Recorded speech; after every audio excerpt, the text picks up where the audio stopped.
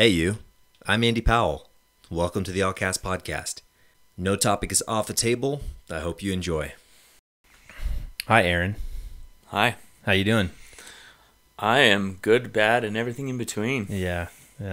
Good day? Oh, I actually had a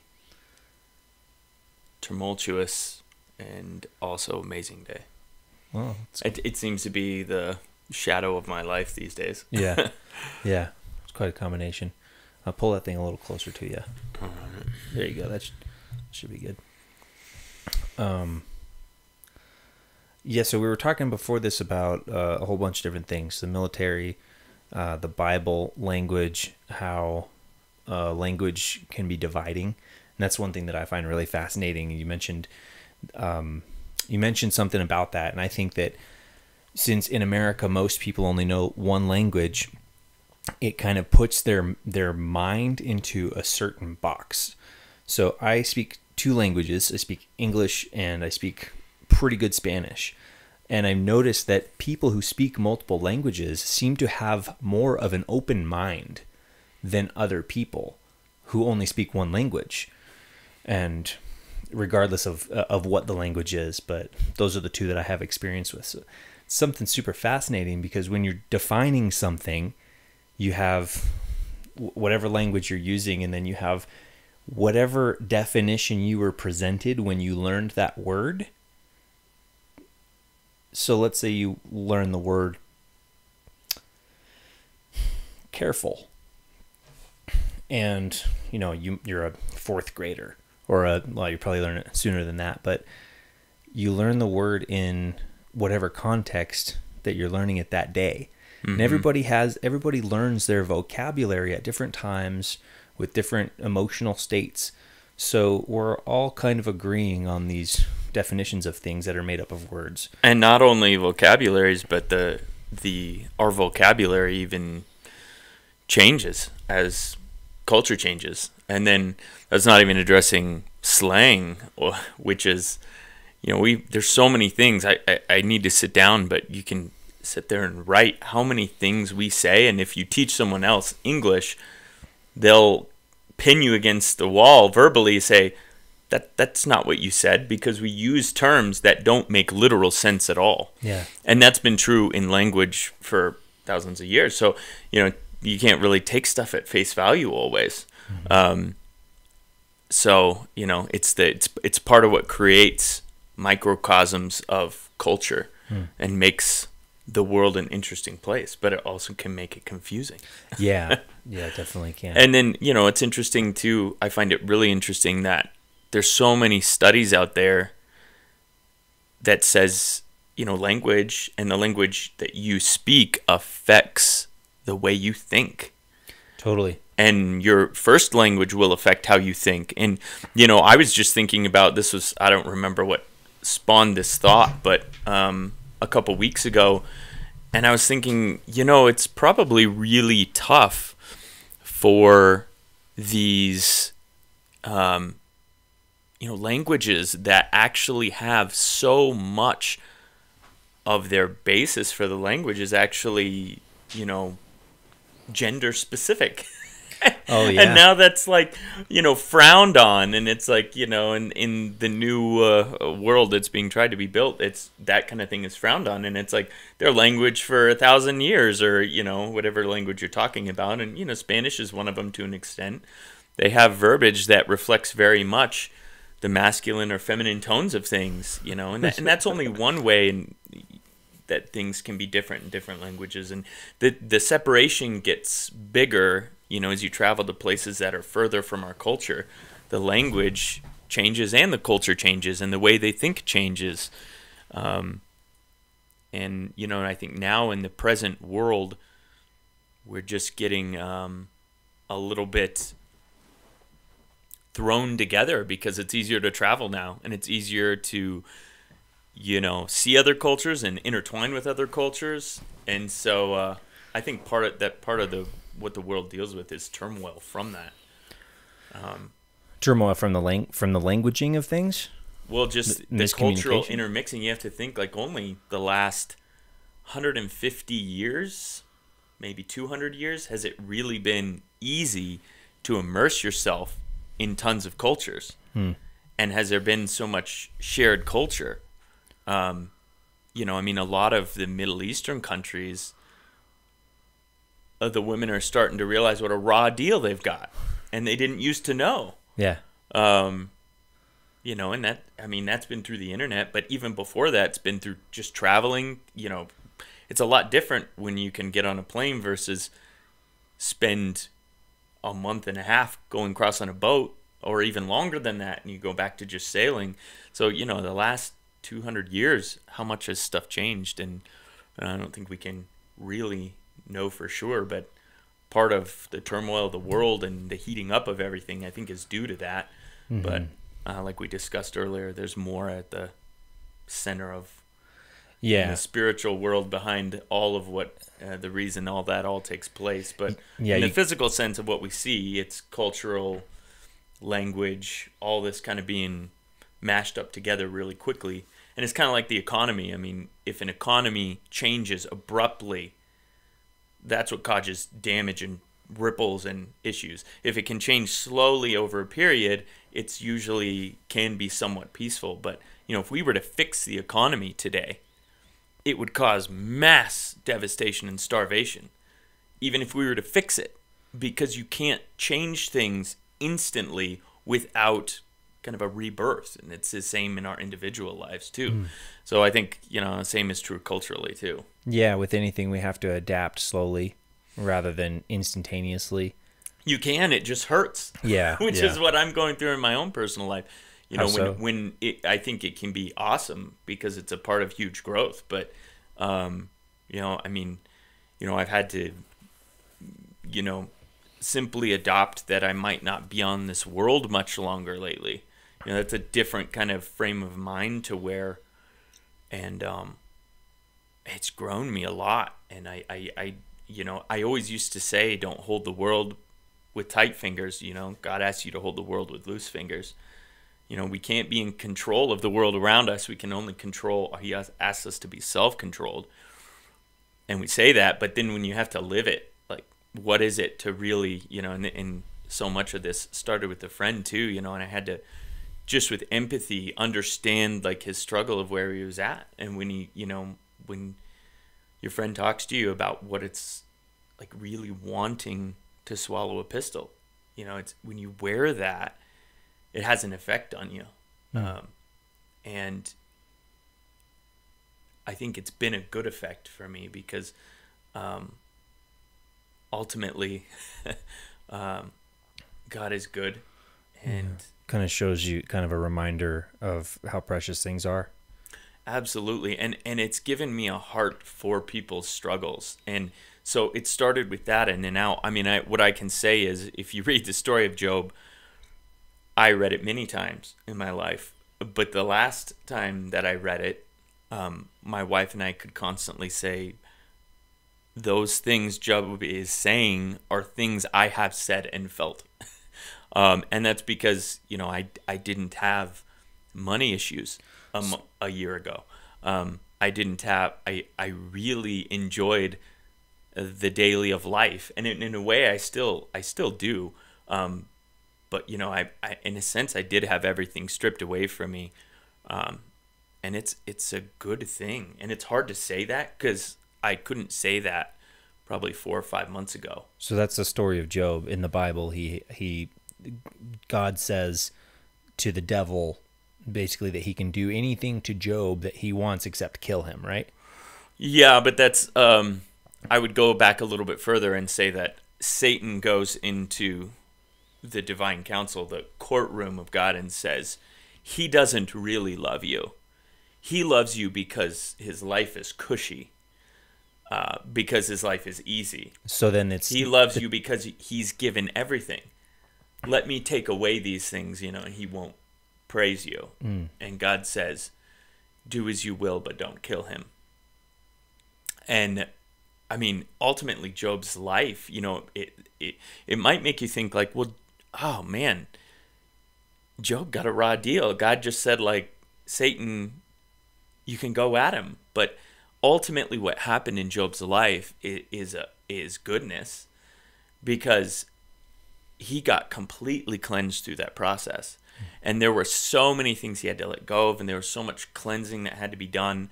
And ultimately, it's a story of restoration, which the Bible is, especially the Old Testament, is huge themes of restoration. So you have these times, but also, the times of struggle then birth out to these stories of restoration. And today for us, I said when I was actually preaching, which is another story, at my church a number of weeks ago, and ultimately, it's like I had to make a declaration of faith in my restoration. And that's even if I were to die tomorrow, because God's already completed that restoration in me, and ultimately I'll be restored in the next life. So, to really have to wear that, and to really have to put on your faith in a world that we don't fully understand, that's coming next, but that I've seen very, very real windows to lately. Not really sure why that's been a theme, but it's part of the path I've been on. How so? How have you seen windows into the next world? So the friend that I talked about, Mm-hmm. He confided in me.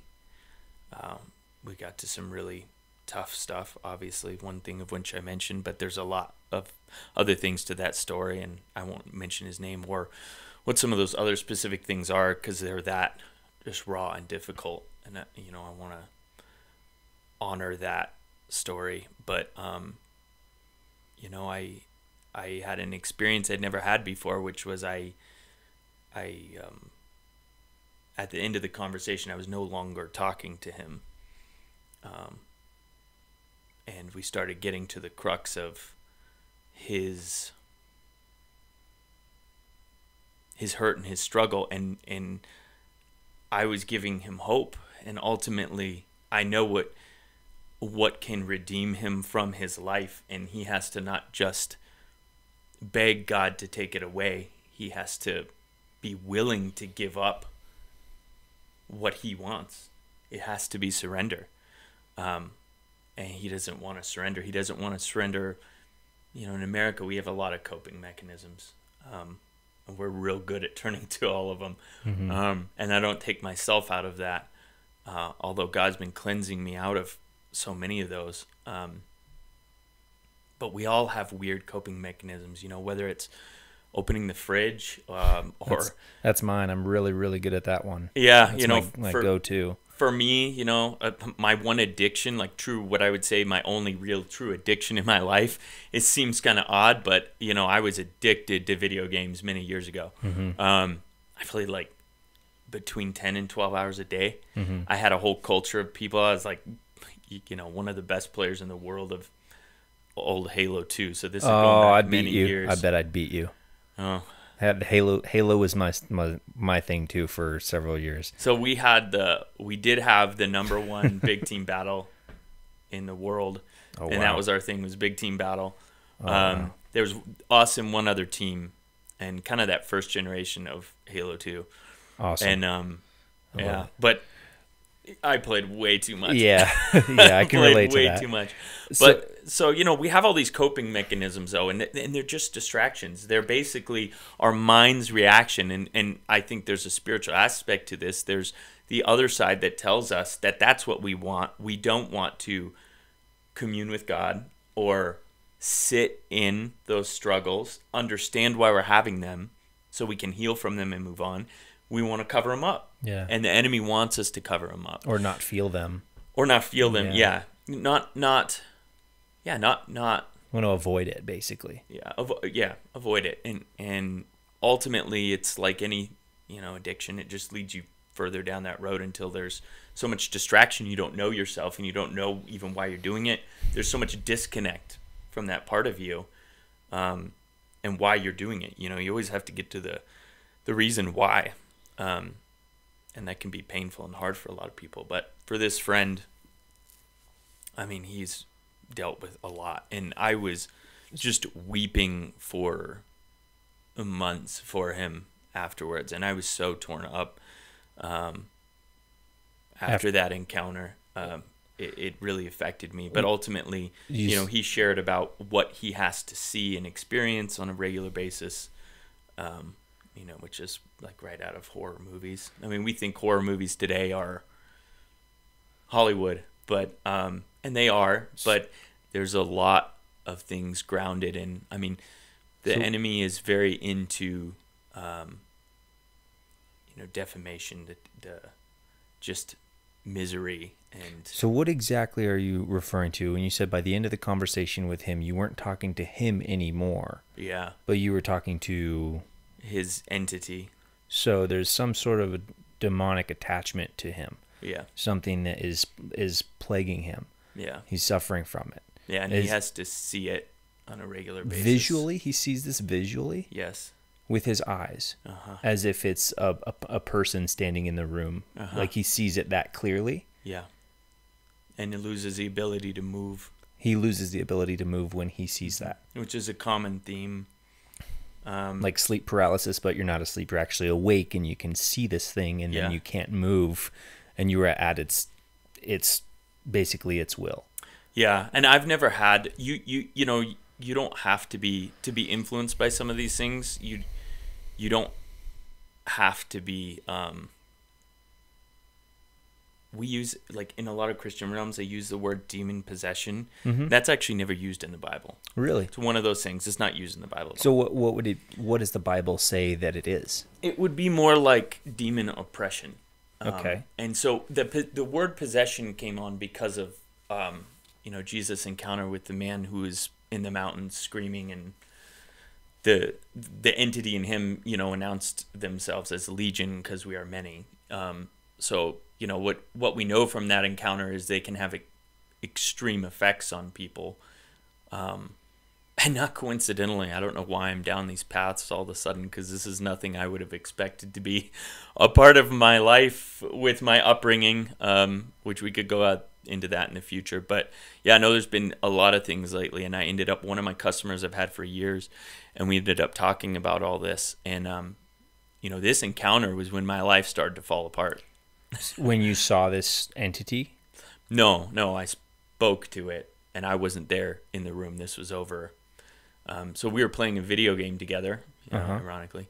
So that's when you were having this conversation with him. So. Yeah, and we stopped playing, and we were just communicating on headsets. So it's like we were on the phone, but we weren't literally on the phone. Yeah. And so we, started talking from like midnight.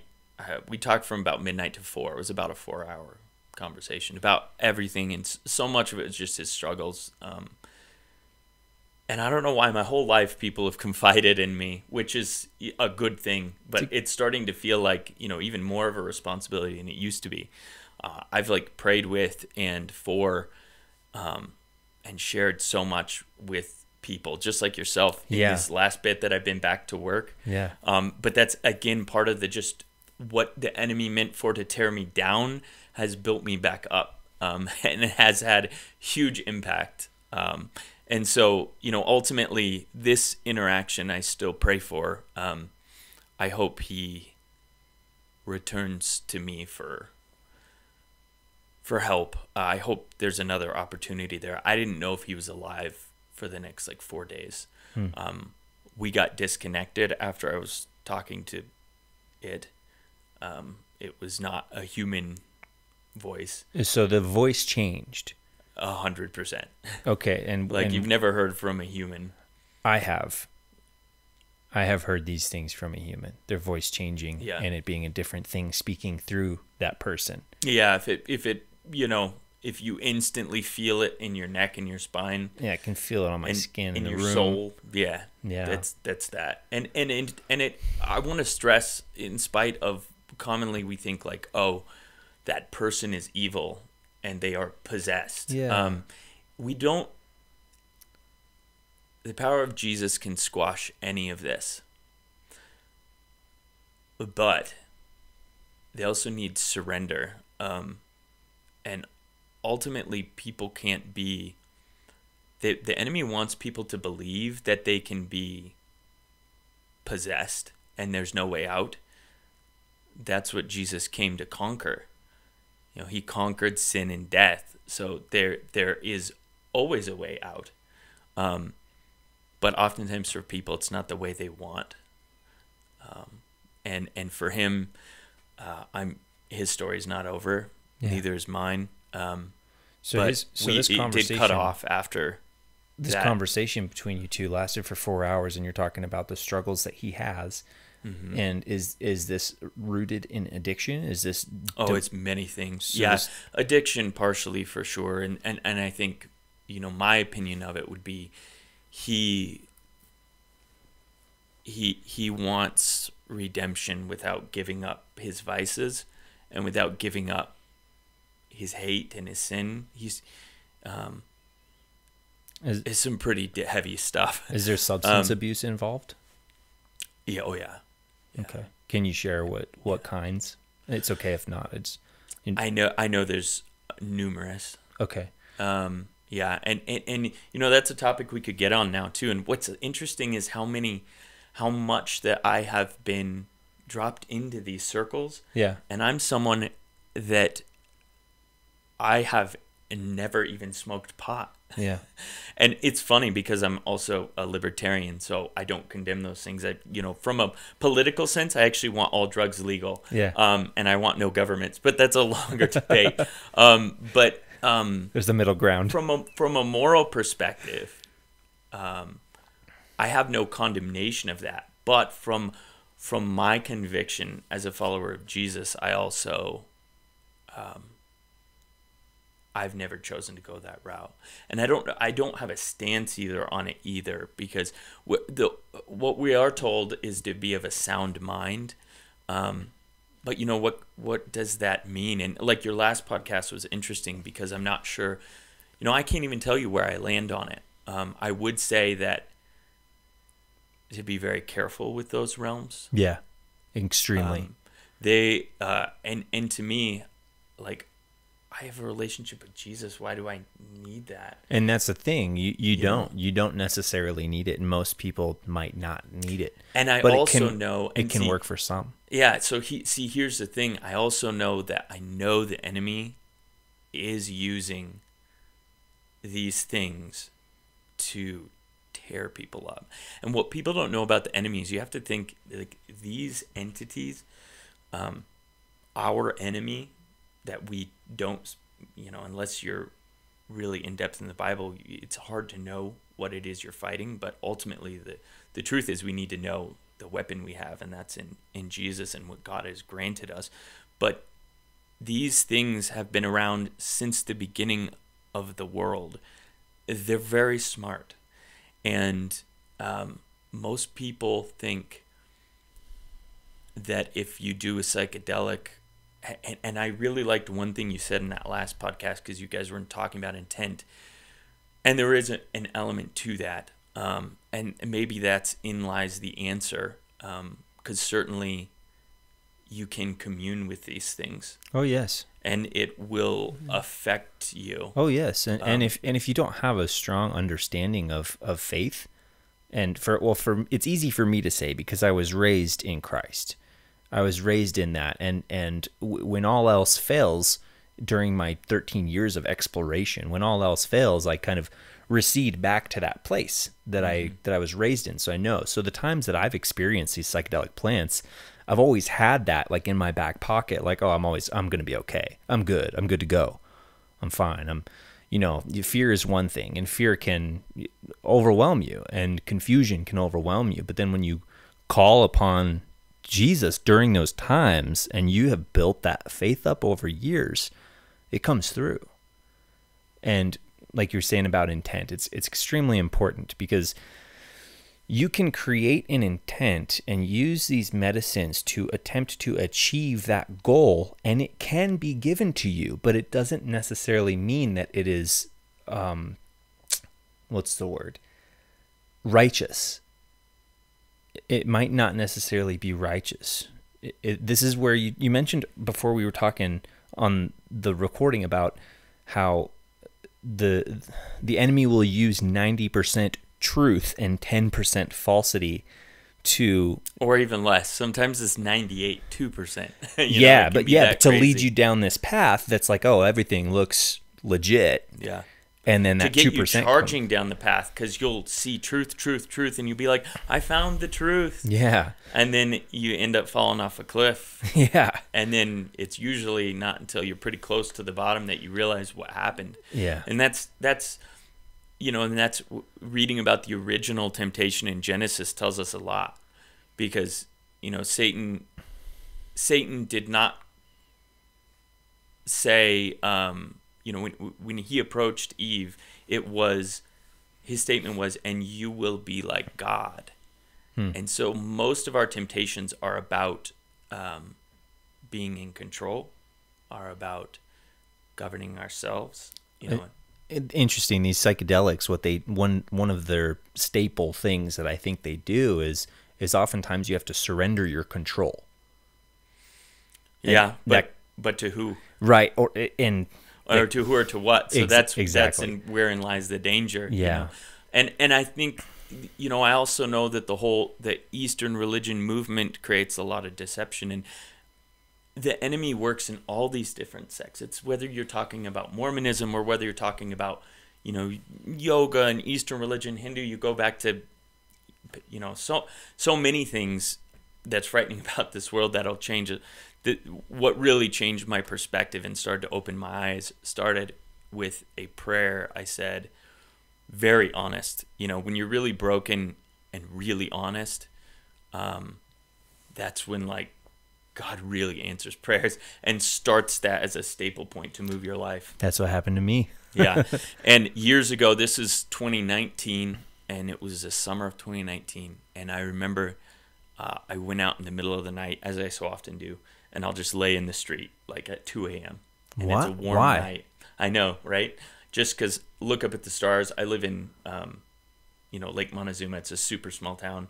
And if you can have a no moon night, the stars are just amazing. So you're super rural. So you're going and laying in the middle of the street at night because nobody's driving down that street. I live bordering Forest Service land. Okay. So Forest Service is literally across there's my street, and on the other side is a chain link fence with Forest Service. Oh, nice. So you're laying on a warm ground looking up at a moon sky full of stars. Yeah. That's beautiful. Yeah, it is beautiful. Everybody should do that. And the other thing that... No traffic. Yeah, exactly. Yeah. And I've done this many times when I pray, and sometimes I do hear a car coming and have to get up, but it doesn't happen very often, very rarely. But sometimes I'll also go out to the hills that are the foothills right outside my property, in a very short walk. And there's a lot to be said biblically too. You can see paths of people going up a mountain. It's just getting away to get really quiet, really peaceful, and have a time with God. Solitude, yeah, it's powerful. We were talking about that earlier tonight. But so in 2019, I prayed a prayer and just got real honest. And I didn't know what I was praying. I thought I did, but I said, God, I'm ready. I want to see the world how you see it. Woo. Ooh. And I think he honored that prayer. It sounds like it. And I had no idea how much it would hurt. At least for a fraction. So the answer to that prayer is that you're seeing the negative side of the world. You're being tested in these ways. Yeah, as part of it, I'm seeing the system that controls this world. It's just, and it's led me to. I actually am very tempered with how much I do dive into some of this stuff, because whatever is good, whatever is lovely, dwell on these things. Mm-hmm. So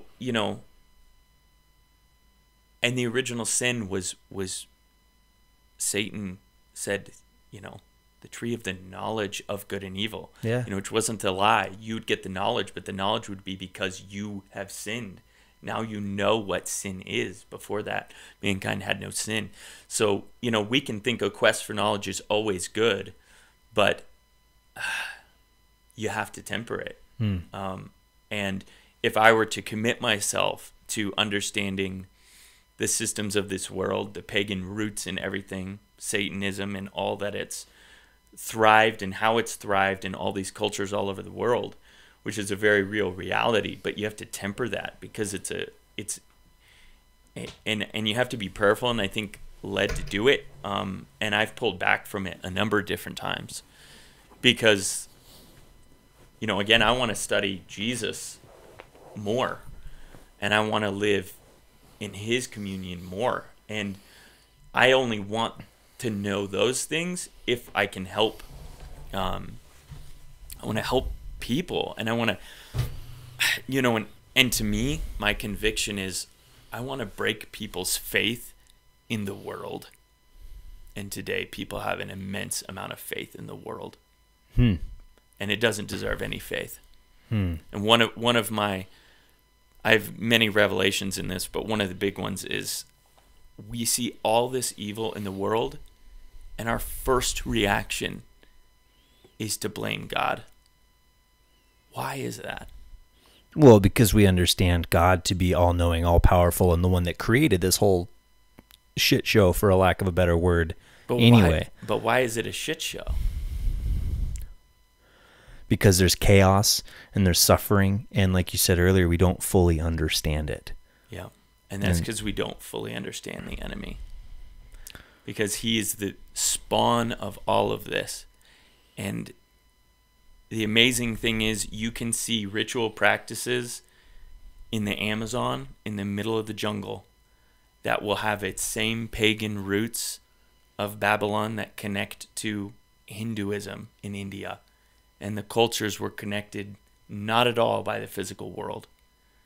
So there is a system of this world that has, and we've lied to ourselves that the evil of the world is God. The beautiful thing about God is he's not a God of manipulation or force or coercion.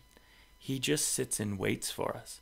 He's the perfect father. See, we're oftentimes parents. We've all been raised with elements, if not tons, of authoritarianism, which is just strong arm, force them to do what you want, tell them how it is. Yeah. Even physical at times. Yeah. And that's not what God does. God is not a God of force. He doesn't force. Yeah, it's grace. It's about grace. It's and so it blows me away that we blame so much, but we never, because we have this faith in the world and we don't believe in evil. And I think a lot of people in Sedona I talk to, just in the hippie movement, I try and bring that truth to, because if you don't believe in evil, you're starting from a really confused point, and it will have you blaming God for all this stuff. And that's because you don't believe there is evil. And I would say you should probably read more books. I think oftentimes, at least in the Sedona type hippie people and those that culture, that arena of belief, if they don't believe in evil, oftentimes they don't necessarily believe in God, at least not the way that the Bible describes God. They believe more in, I think it's called pantheism or pantheism, which is God flows through all things, therefore everything is God or is a piece of God, which, which that sounds like a lot of truth in that, but that's where that... Which would lead, which to me, I don't understand, then where's your connection to... let's say Isel Kosh. She was a female wife of a leader of a concentration camp in Germany, and she used to not just kill people, because that would be a lot more normal for us to understand, but she would do unbelievable things of which you can't fathom. Of course, these things are rooted in ancient demonic rituals and paganism, and she'd skin the Jews, she'd make them do sexual things to each other and to herself, and then shoot them afterwards. She killed many thousands of people, but in the most grotesque ways you can imagine. Say her name again. Isel, it's a weird name. Isel, I think it's Isle, and Koch, like Koch, I believe. Okay.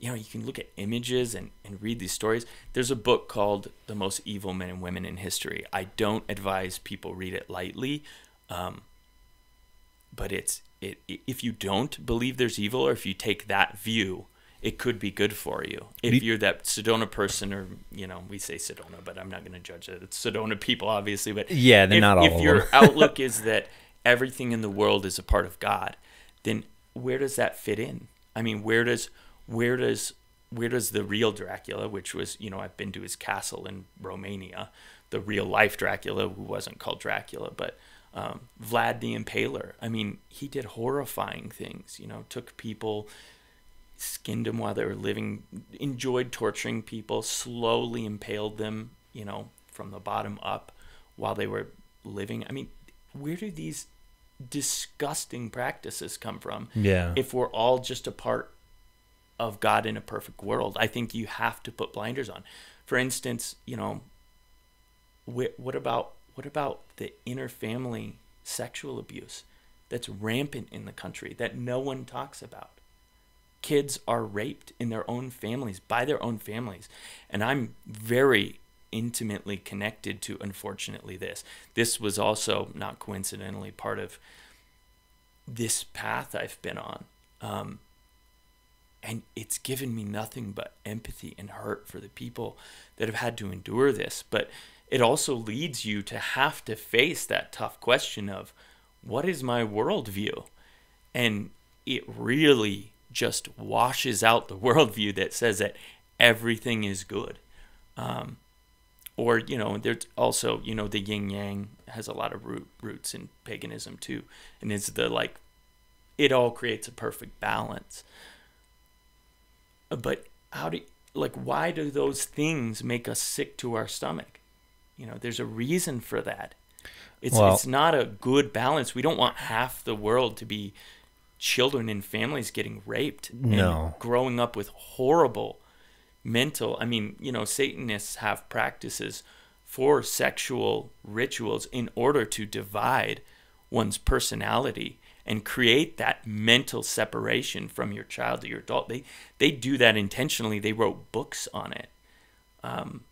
And the roots of these people, they have intent, and it's intentional. And so if you're gonna have a worldview like that, it becomes really hard to quantify those two things together, or it does for me. So that's where I've landed. It's a dark path. So again, I always want to stress, I don't stress people go down this path, but rather just ask the question, how does that work, you know? Yeah. With the yin yang concept, if I bring it to a very surface level, when you bring in the abuse of children, it kind of might throw this idea off a little bit, but overall, if you want to know what good is, you couldn't know what good is unless you knew what bad was, right? Would you agree with that? No, because I think, you know, before there was sin, Eve hadn't sinned, and Adam and Eve and the world was good. And God made the world, and it was all good. So I think in heaven, it'll all be made good again. We're not going to have that. But I agree that, you know, we can have Thanksgiving today for, like, the hard times we go through, and that gives us the understanding of how good God is and how he's led us to lead us out of our sinful patterns and the ways we think. And so there's that, but that's different than living, you know, experiencing this. And for instance, you know, you could, you don't have to rape a child to know it's wrong. Yeah. You know it's wrong. Yeah. And you don't have to participate in sin to know it's wrong. And so we don't have to have that bad side, but that's one of the lies of the enemy, that we do have to have it. Fascinating. What's interesting is that if you go down that route, and for the people who love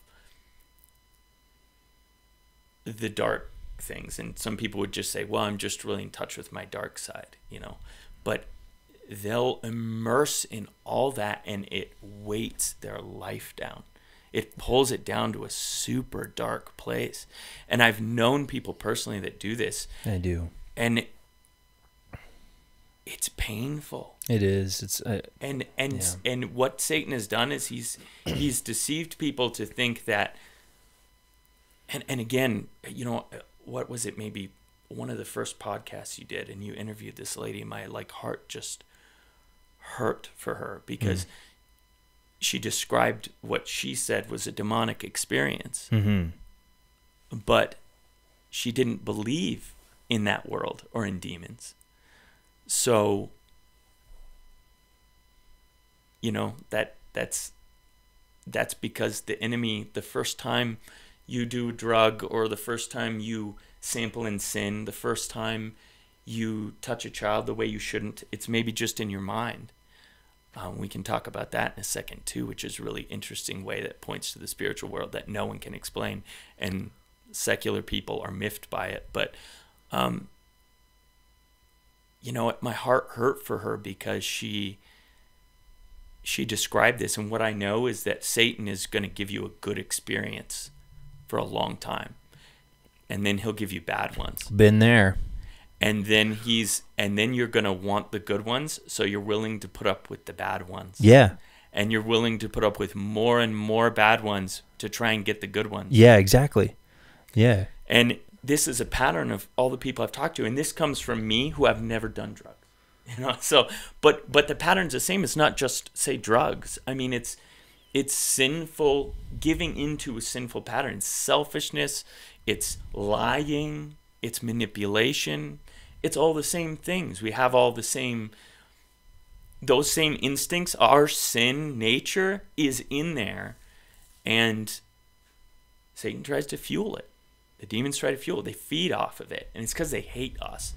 Go with the action. Well, we could get into that. I won't get into that. So let's tie up a few loose ends here. So I'd like to go back to the conversation you were having with your friend, in which a demon or a demonic entity, whatever you want to describe it as, spoke words to you audibly through your friend in a different voice. Yeah.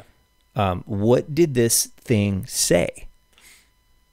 So it started by my friend saying he was crying at the time. And I'll try and not get... You can get emotional. Shaken up and emotional. It's okay. This is the place for that. But he started off, so he was asking how he could be free of this, not only the feelings, but this entity. And he asked me why he has to see it. Why does he see it? And, oftentimes there's weird patterns. These things some of these things you can find as common threads. Like, for instance, people will describe that they can't move. They're paralyzed, but they're totally awake. Or that they see it in the same place. For a lot of people, it's the top left of a room. I don't know why, but there's a few little hints as to why that is. You'll notice, like, even in movies and things, oftentimes you'll see Satan will pop up on the left shoulder.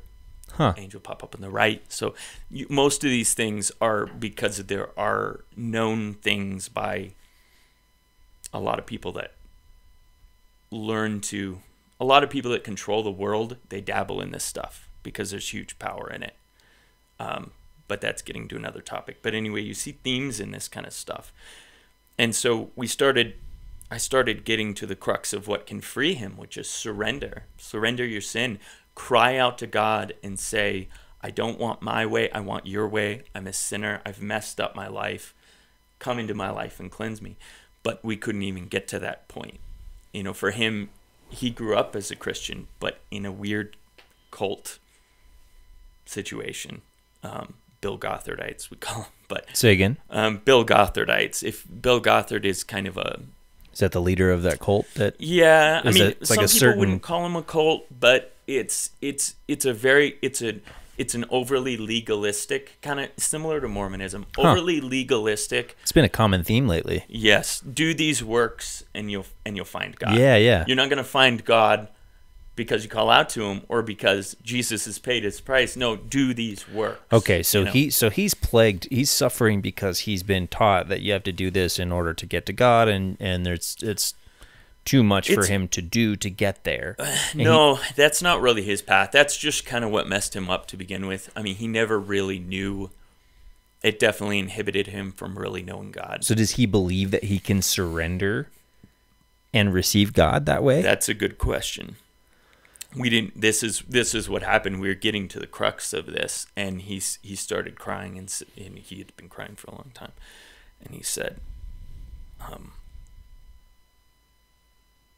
you need, through his crying voice, he said, you need to go to bed. And he said, you've been up with me so long. And then his voice got deeper and he said, you need to go to bed. And he started sobbing. And then there was a weird noise. I don't understand, but it instantly had me worried that something happened on the other side. And then the voice came on and it said, go now. And you need to go to bed and be away from this. And It said that to you. yeah. And the room was cold. The room got cold. Your room. Yeah. Even though you're not even in the same place as him. Correct. Okay. And you could only hear this through the headset. It wasn't on speakers or anything. Yeah. Okay. It was just in my headset, in my ear. And, you know, I felt it. I mean, you can feel these things, so I felt it. Yeah. And then it cut off after that. And it's weird because it's a video game server, so, like, it shouldn't cut off. Yeah, it's not like you can just hang up the phone. You'd have to go leave the server, turn the video game console off. And he was still there, but not muted. Oh. But it was like... But so then I tried to text him, called him, nothing. So I went to the other room, and my wife, she said, as soon as I walked in, I said anything. She said, what's wrong? I said, I woke up and I know something's not right. And I said, yeah, get up with me. We need to pray. And so we prayed for him. And I said, I got to go over there. I can't leave it like this. I don't even know if he's alive. I mean, keep in mind, like, he had told me, you know, that he was struggling with guilt for not murdering the person that raped his sister, and that he's struggling with really wanting to kill himself. And so, you know, after this, and then having been so close to what a big breakthrough, the enemy is always going to move really hard when people are close to a breakthrough. And you'll feel it. And you'll wonder, holy cow, and you'll feel it maybe in the moment, but you'll even feel it for the next long while as, like, you know. So after this incident in your own life, you started to experience, let's say, a series of unfortunate events. To say the least. Will you go into that a little bit? Will you tell me about that? Oh man. So I didn't want to, when I preached a few weeks ago, or like a month ago, I didn't want to go too into detail and have it be a sob story about my life. Oh, this is where you're going into detail. Well, I'll try and rattle it off. So it started after that. I started having weird health issues, and you hadn't had any prior to this? No. Well, I mean, but nothing in the immediate. Like years ago, I had you know, some stomach issues, but yeah, no, at that time I was in good health. Now I did have weird stuff happen the fall before that, and it had passed by the time we got to November, and then this is now late February. So I mean, it'd been 4 or 5 months since I've had anything happen, and none of this was relatable to what I had before. So the health issues were different issues. All the other different issues. So I started having head issues that didn't make sense, and you know a little bit about that because I shared that with you. That started at that time. We went to have our septic pumped, like, as a routine because we hadn't done it, and they're like, "Oh, your septic tank is split, like, all the way around, like." From one all the way around the whole thing. And I always assumed I had a concrete septic because it's 88. Home was built in 88. I didn't know they had the cheap plastic ones, but evidently they did because we had a cheap plastic septic. So, we needed a new septic. And we had weird issues with the septic. It was like, and I've owned this house for 20 years almost. And so all of a sudden I'm having weird septic issues. Like, there was no backup. The toilet flushed fine. We were just getting the septic pumped just because. But then we were somehow having, like, septic gases coming into the house. We started getting sick. We had mold in the house that we were able to later find. I was having these health issues that led us to do a mold toxicity test, and I came back with incredibly high gliotoxin levels. Is this a blood test or something that you do? A urine test for A mold. urine test. Yeah, Okay. Great Labs, Great Plain Labs is, if anyone's interested. It's very expensive, and it is that for a reason. We can get into that, but mold, $500 to get a urinary test for And mold. it tests for a bunch of different types of mold in your urine. Yeah, like 5 different types of And mold. if you're they're called mycotoxins. If you're toxins from breathing mold. if you're breathing these different molds in, it'll get into your urine. Yeah, well, your urine, your body's trying to clean it out, and so it comes out in your urine. Oh, wow, You know, okay. your kidneys, like your liver and everything, is always cleaning out the toxins. We're all introduced toxins all the time, but the thing with mold is it won't affect you until you're in it long enough, because it'll just whittle down your immune system until it gets so low that things just start not working. So it's that long exposure. You could go in, if you've never had mold issues, you can walk into a house that's loaded with mold. It won't do anything to you. You know, it's a momentary thing and your body will handle it. But if it starts to build up And you're there for a long time. and your immune system is overworking, and for me, you know, I had parasite issues, so we could get into that too. Parasites are part of this. I dealt with parasites before, but this year I have passed in the area of 10 pounds of parasites. And these are intestinal parasites, right? Intestinal parasites. And how do well, you, but how do you get... I think partly, and we could theorize different things, but I think partly we're vascular. I think there's parasites now a lot commonly getting into our blood, and I think that's some of what people's health things are going on today. Yeah, there's interesting articles and things, and people who do autopsies. I read this thing, this guy who does autopsies. I think it was back in Rhode Island or somewhere like that, and he's seeing a huge amount of people he's doing autopsies on that have blood clots. They're calling them blood clots, but they said these are weird. They're blood clots, but they don't have any element of blood elements in them. And they showed pictures of them, and I'm like, those are the things I've passed. Interesting.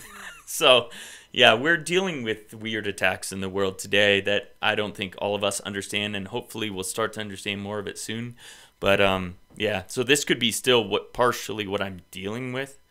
But, yeah. So before this incident with your friend, you had parasite issues in your gut already?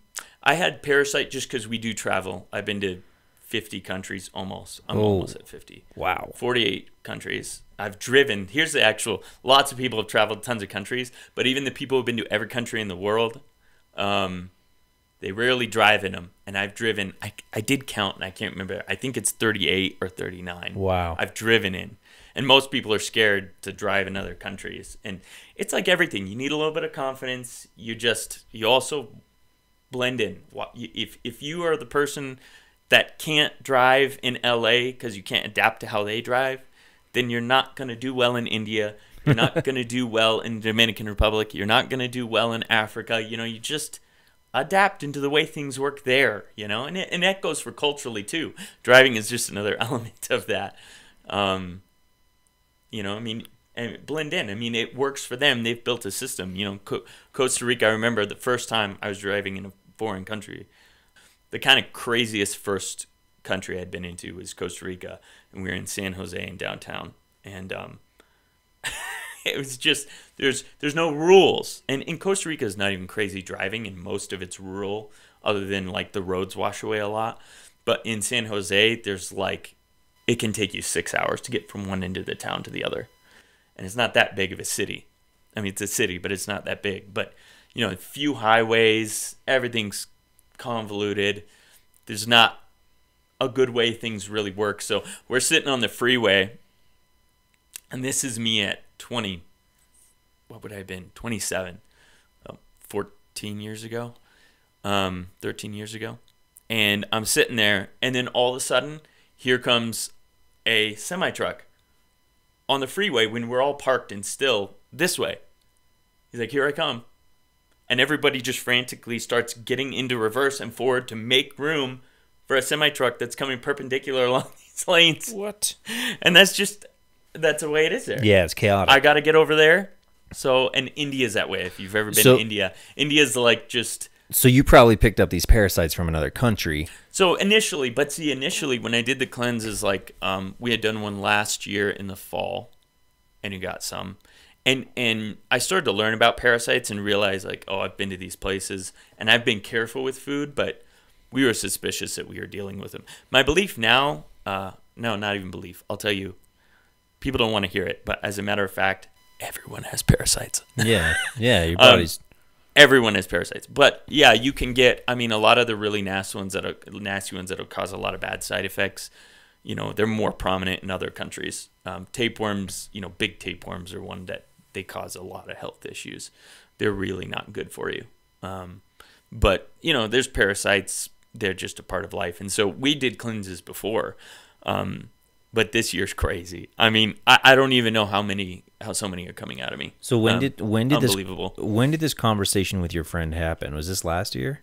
This was this year in February. February. Okay, so then this year, after that conversation, you had... Oh yeah, we didn't even get all the details. So the first thing you said, you had septic gases coming into your house, and you had mold in your house, and... Yeah, which is a recipe for health disaster, for sure. And so I started noticing that I had a line forming on the side of my skull, right above my ear, and I was like, that's weird. And I just thought, I don't know, it's weird.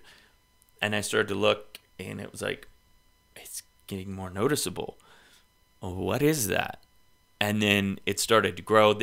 So essentially, then it became a crack. Like now it's a very defined crack in my skull, but it's not in my skull. I believe it to be in my soft tissue. But there's still no answer in medicine for this. And I've seen a lot of doctors. So you've had x-rays, MRIs, all that kind of stuff to try and figure out what that is. Yeah. And essentially, a lot of them, because it's kind of breaking their brain, because Western medicine, it's basically like they teach you like the things they've been taught. Yeah, it's this or that, or we don't know. Western medicine is rote memorization. It's very little. They discourage creative thinking. Now, sometimes that's not the case, but as a whole, Western medicine discourages creative thinking. It encourages the narrative and rote memorization. And that's why so many doctors today are pulling out of the system. I think more than anything, it's been built based on biological scientific fact more so than creativity or definitely trial and error, but a lot of it's based on biological scientific fact, and I think that's why they tend to focus. But it's not. Parasites are a perfect example. They refuse to believe that they exist in Western countries, and to the point that they'll write in literature, parasites are a problem, but they don't exist. I actually read something that said, but they don't exist in Canada, America, or Puerto Rico. Is this a medical textbook? Yes. Well, yeah, it's like the CDC or something like that. It's like an online, medical. They admit that they're there, but they'll all say they're really not a problem in Western civilization because they've been, we just don't have that problem in America. I think it's a pure lie. But they're hard to find. You're not going to see them on imaging most of the time. Well, if you're comparing America to these other countries that have water that's not as clean. Oh, yeah. No, that's a big... It's definitely... In other countries, it's probably a bigger much problem. Higher concentration. And a bigger concentration of the ones that cause... But you're saying it doesn't mean that it's not here. Disease. But no, it's almost worse here because we all have them and we don't cleanse from them. And they cause disease, but... they're usually not the ones that cause the immediate effects. So, there's a lot of books out there. People do theorize a lot of cancer has its basis in parasites. Really? The crazy irony? Almost all drugs that work for parasites are anti-cancer drugs too. Huh. They'll have anti-cancer effects as well as... Do you have an example? Anti-parasite. Yes, ivermectin. Ah. Is used in cancer treatment, not by traditional Western medicine. Yeah. Also, Fenben, I forget the full name of it. Fenbendazole, I believe it is kills parasites and is highly effective against cancer. It's interesting. And then same as the treatments of cleansing your body and killing parasites will have substantial effects on cancer as well. Now, I'm not saying they're the same thing because they're not. There's differences. No. We don't. We could talk about cancer for a long time too, but cleansing the body can solve a lot of issues. A lot of issues for sure, and it doesn't mean we get to be in control of everything that happens in our bodies, but we also in America, we're pretty irresponsible with our bodies. And I've been Yeah. in that same boat over my life. I mean, I've at times ate really healthy, but times I've been addicted to energy drinks. Yeah. I mean, well, it's easy to be irresponsible with our bodies when we're given only a certain selection of options, or we're marketed a certain selection of options by things that are really profit based. So if you have this profit based concept of like, oh well, we just want to sell as many of this energy drink or whatever product as possible, then they hire these people to make sure that this energy drink or whatever it is, whatever product, hits all of these certain buttons in the human taste palette or whatever. So there is it's greed behind it too. Yeah, for it's sure. a two-part thing. It's our own lack of self-discipline, as well as what we're being, what's being pushed upon us. But the amazing part is, and this is about the evil of the world you could dive into too, the roots of the medical system is rooted strongly in not just for profit, although profit partially, but also, you get to the root of so much of this and you're like, it's just about harming people. Because sometimes they'll spend money to harm people. For instance, why is all the food that's terrible for us in America subsidized? What do you mean? Meaning, when you go and buy, let's say, whole milk with vitamin D, which is not vitamin D, vitamin D isn't a vitamin, it's a hormone. That's another topic. Vitamin D is not a vitamin. That's why you can't consume it in a traditional way. That's why fruits and vegetables don't have it. They called it a hormone many, many years ago in order to get people to believe a lie. And then, of course, there's a testing. Do you mean vitamin? They called it a vitamin many, many years ago. Yeah, they called it a vitamin, but the reality it's is actually it's a hormone. It affects the hormone system. I know that quote unquote vitamin D affects the hormonal system, but you're saying vitamin D is actually a hormone. If you actually define it, there's books written on this that are really good, but it acts as, it looks like it acts like a hormone. It doesn't follow any of the framework of a vitamin. And you're not going to get it in any fruit, and that's why they tell you that. But then they put it in milk, but it's synthetic, and it's a hormone, and it has a hormonal effect. So it's really not good for you. You need sunlight. That's our bodies synthesize it, and we're made to go through cycles. And I think based on, the adaptation of our bodies, based on where we live, what we do know is people synthesize a lot less vitamin D when they live along the equator because they get sun around year round. People who live in Scandinavia are very effective with their usage of vitamin D, and their bodies are designed to use less vitamin D. And that's why the flu is so epidemic in colder climates. And it barely exists around the equator. Most people don't know that, but that's because I think the flu is not a virus. I think it's your body cleansing. And, when your vitamin D gets low, your body just kind of understands it's a season and it goes through its thing. But that's another topic too. So as far and as that's theoretical, very much theoretical. But that gets into terrain theory versus germ theory and all of that. that is beyond me. As far as the foods in Western civilization being subsidized. Okay, subsidized. So, for instance, if you go and buy cereal, you'll have chemicals in there that cost a fortune. But the cereal is super cheap. Why? If you want that clean cereal, which right now I buy a clean cereal that has like 6 ingredients and has no poison, it costs $12 a box. The cheap cereal with all the poisons in it costs $2 a box. And they're way more expensive to make because they have all these chemicals. And of course, we could talk the same about, a lot of energy drinks. Mm-hmm. There's a lot of symbolism on energy drinks. So what do you mean when you say subsidized? I don't know exactly what that term meaning means. The wealthy people are good with making those cheap and making less profit, and there's little government exchanges that happen too, but also the pharmaceutical companies have their hands in this a lot, in order to make people sick.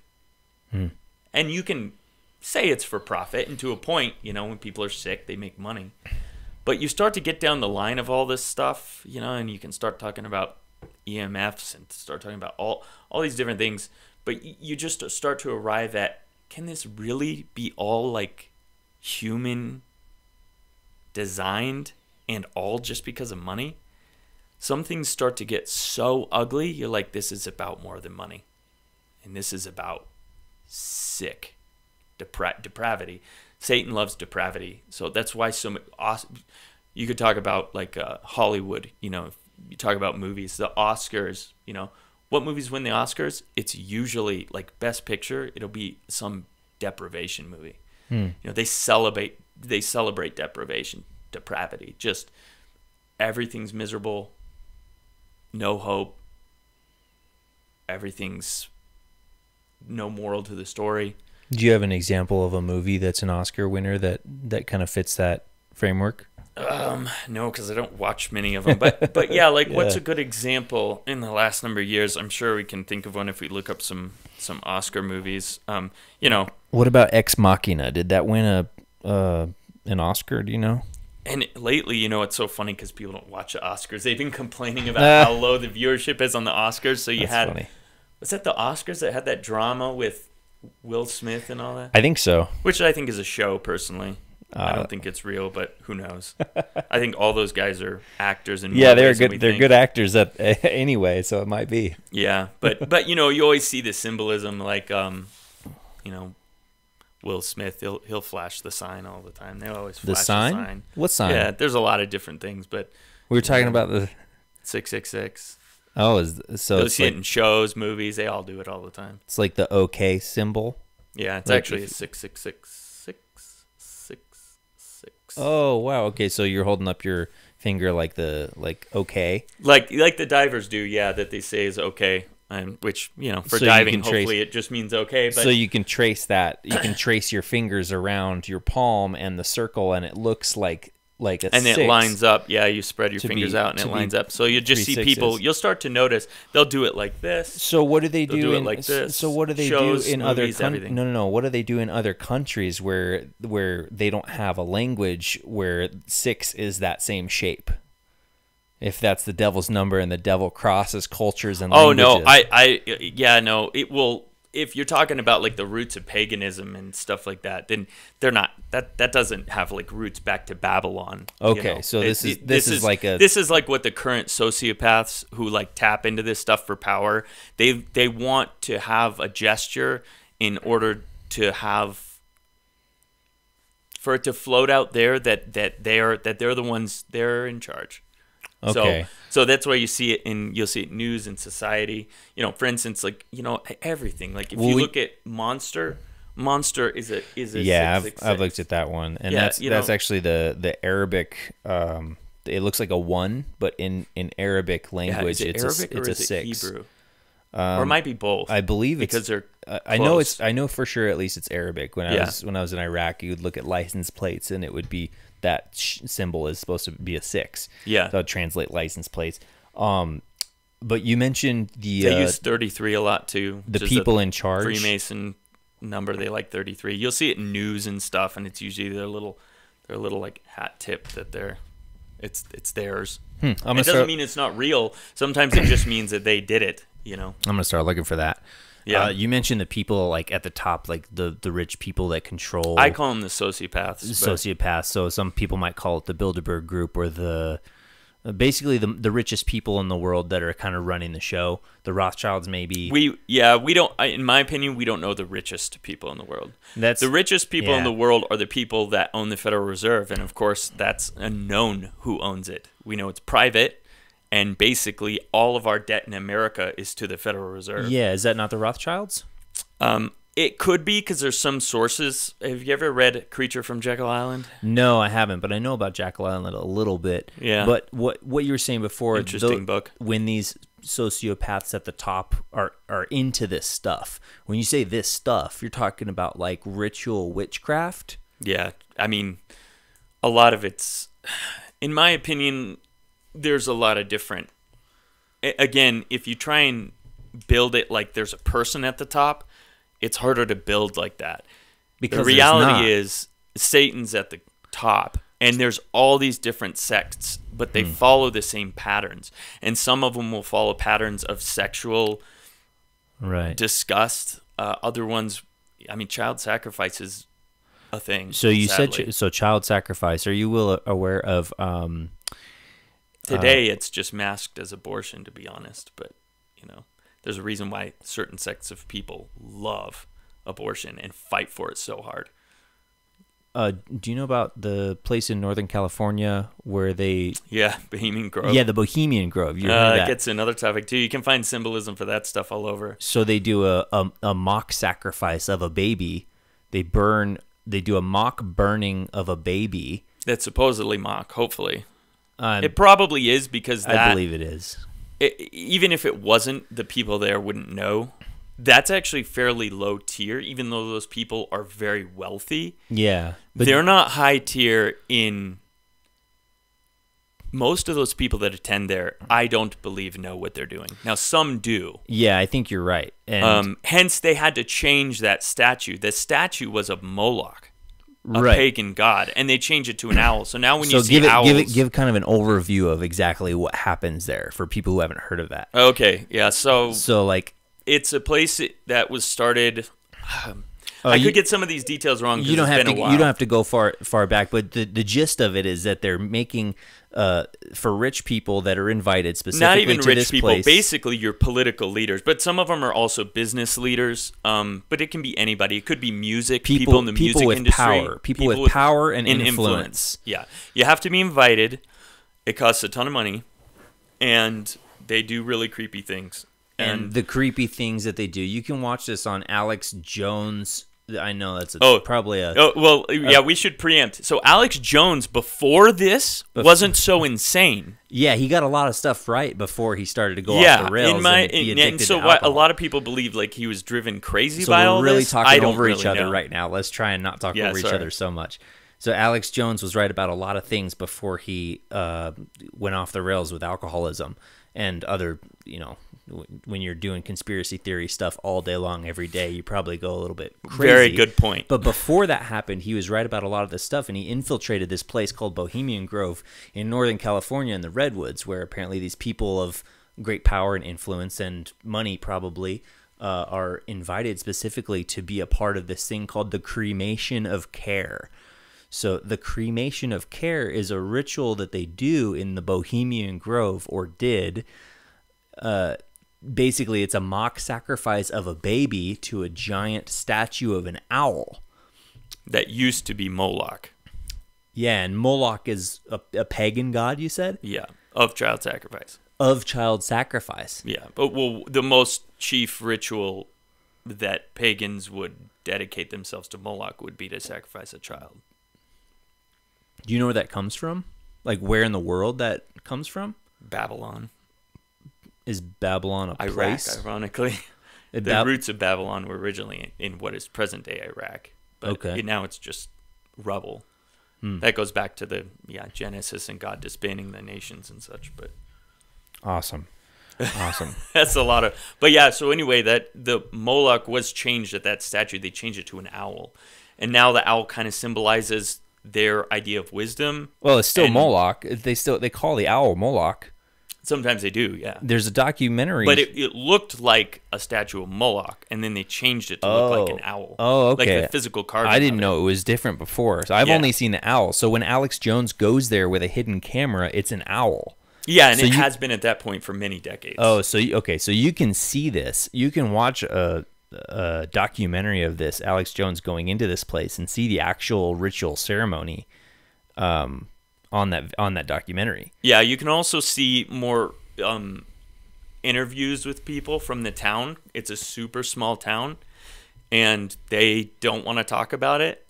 They will, because I imagine because of the threat, and that they've been probably all paid off. It's a weird, but you can watch interviews with people. Mark Dice wrote a book on it, and there's a lot of good documentation. Like, it's not all just theories. Well, you can watch the video, of course, on YouTube, but there's documents on the history of it and how it came about and what its roots are. But a lot of those people in the town probably work there.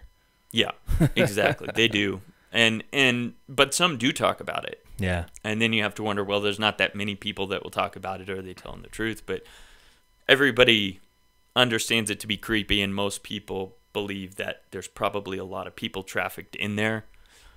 Yeah, like sex trafficking. Yeah. Yeah. I'd put money on it, but it's still just there's no hard evidence of that, to my knowledge. Can we call it Epsteinism? Yeah, gosh, isn't that funny? No, it's not. It's not funny. It's not at all. It's horrifying that this has happened, and people still think that there's not a system in D.C. and built by this. Well, I say built by the government, but again, who's behind it? It's not built by the government, but people know it. It's built by people. People will elect politicians and say, "Man, they were a good person."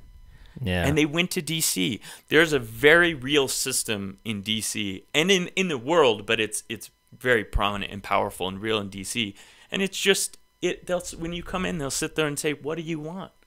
And they much more subversive and disguised than that. But you want sex, you want girls, you want money, kids, And then as soon as they get you, who's the they? Well, who's hiring Epstein? I mean, who's supporting all this? I mean, again, who pulls all the strings? Yeah. I mean, so Epstein is hired by someone. I mean, he's in a trade himself. Yeah. But come on, the guy videotapes prominent people, and he has dirt on probably more massively powerful people than anybody we know of. But of course, all that was going to fall by the wayside. I mean, but that's a system that's in place. As soon as you videotape someone doing some of those terrible things, you own them.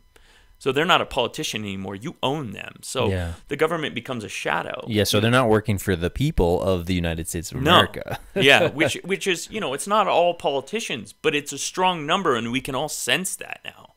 Like, it's both sides, too. Like, oh, yeah, it's, yeah. And I mean, I do love Ron Paul because he was there for so many decades, and, like, literally the fingerprint you knew he wasn't tainted was, I saw in a bunch of, like, interviews and people saying, like, "Oh, yeah. We know his lobbyists. Like, we don't go to Ron Paul's office. Like, you're not getting anywhere there." Good. Exactly. Like, lobbying is what runs D.C. Yeah. It's money. It's legal corruption. Yeah. So anyway, we could talk about that for a long time, Yeah. too. But legalized corruption, that's what lobbying is. It's you scratch my back, I'll scratch yours. And, I always use as an example, too, you have the left blames big business. The right blames big government. The reality is it's both. It's the relationship between those two. They corrupt with each other. They trade with each other. They're the same thing. And it's become more and more obvious today. Yeah.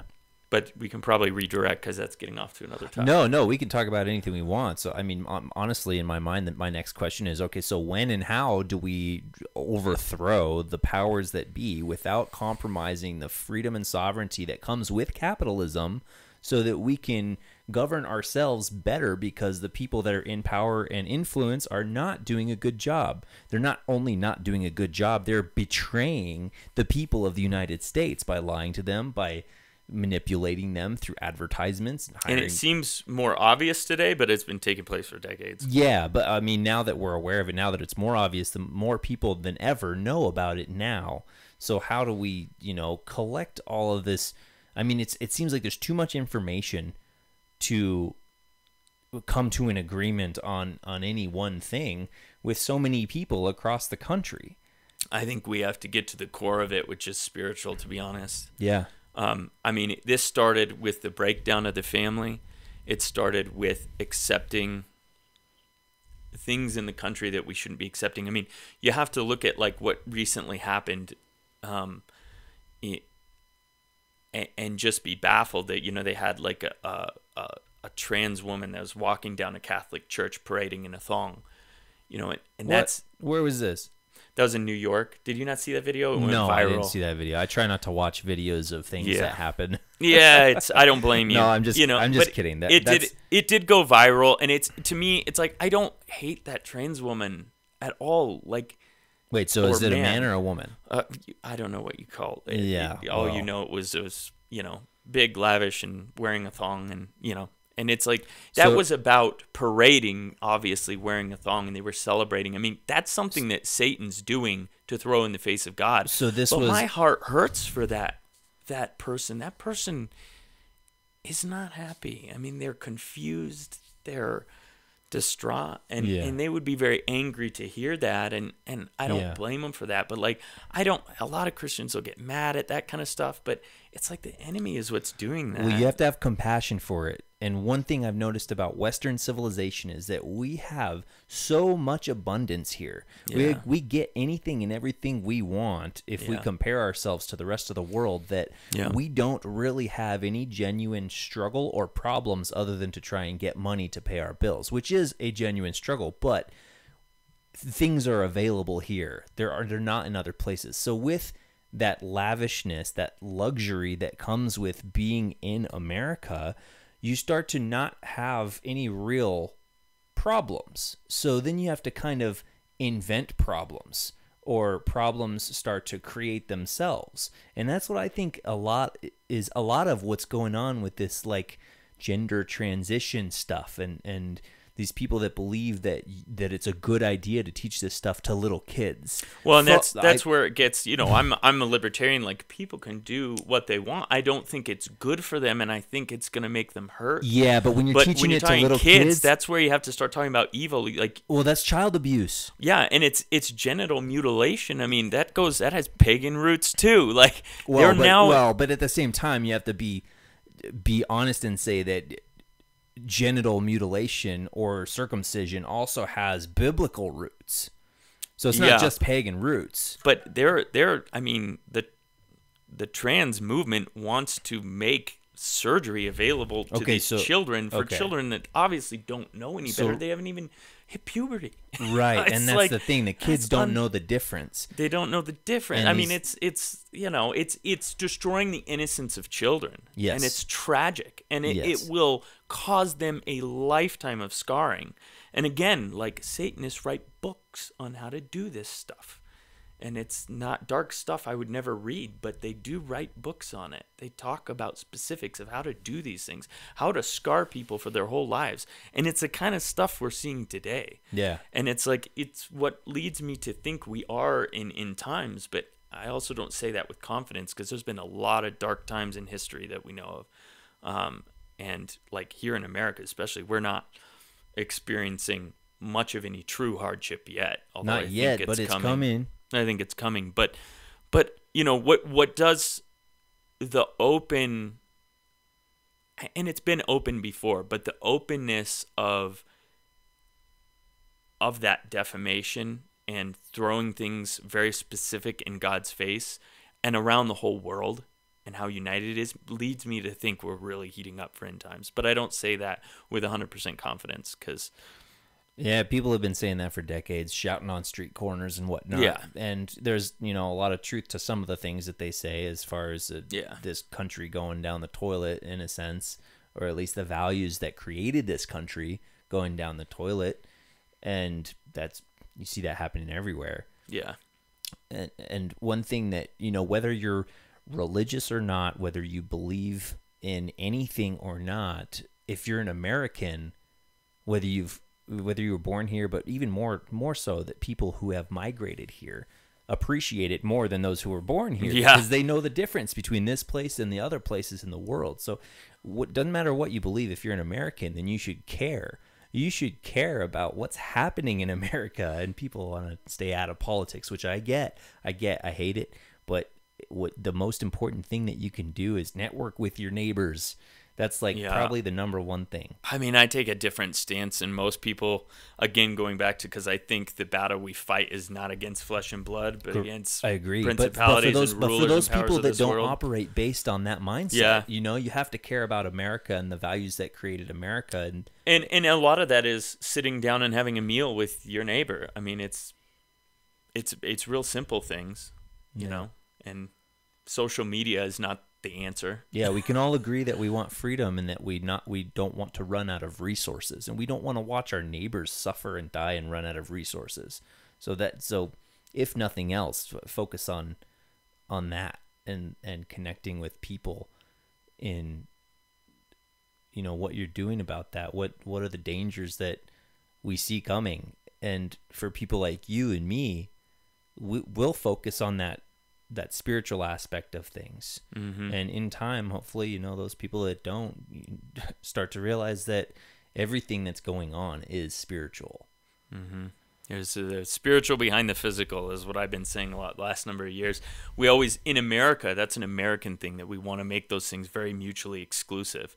The physical and the spiritual. Well, they're the same most thing. of the rest of the world doesn't separate those things. They believe that, they think like, you go to Northern Africa and you start to like even release an idea of atheism, and they think like, what is wrong with you?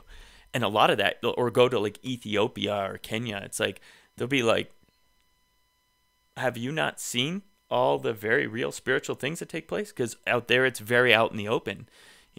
Witch doctors can summon things, they can do things, people see it. But we're the gray country and the distracted country. So the ruler of our country, ultimately the ruler is Jesus, but he has allowed them to rule this country, and that's why he says he's the prince of the power of the air. And these beings that rule down in this world for this time, although they'll have a time that comes to an end, and we just don't know when that is, but we can only theorize about it. But in this country, the attack has been chosen to be different than it has for much of history, and it's very gray. It's and instead of showing the good versus evil, it's believing that there isn't good or evil. And a lot of the mishmash stuff is, again, we're going back to what we started the conversation on, some of the cultural changes that are taking place. So a lot of the strategies are changing, but it is still interesting. You can watch, you can talk to people in Kenya, Ethiopia, Africa, or the Philippines, Papua New Guinea, and these people, they think that's ridiculous to not believe like in a spiritual world. Yeah. And that's not because of the way they've even been raised, but rather like, well, what's wrong with you? You haven't seen it?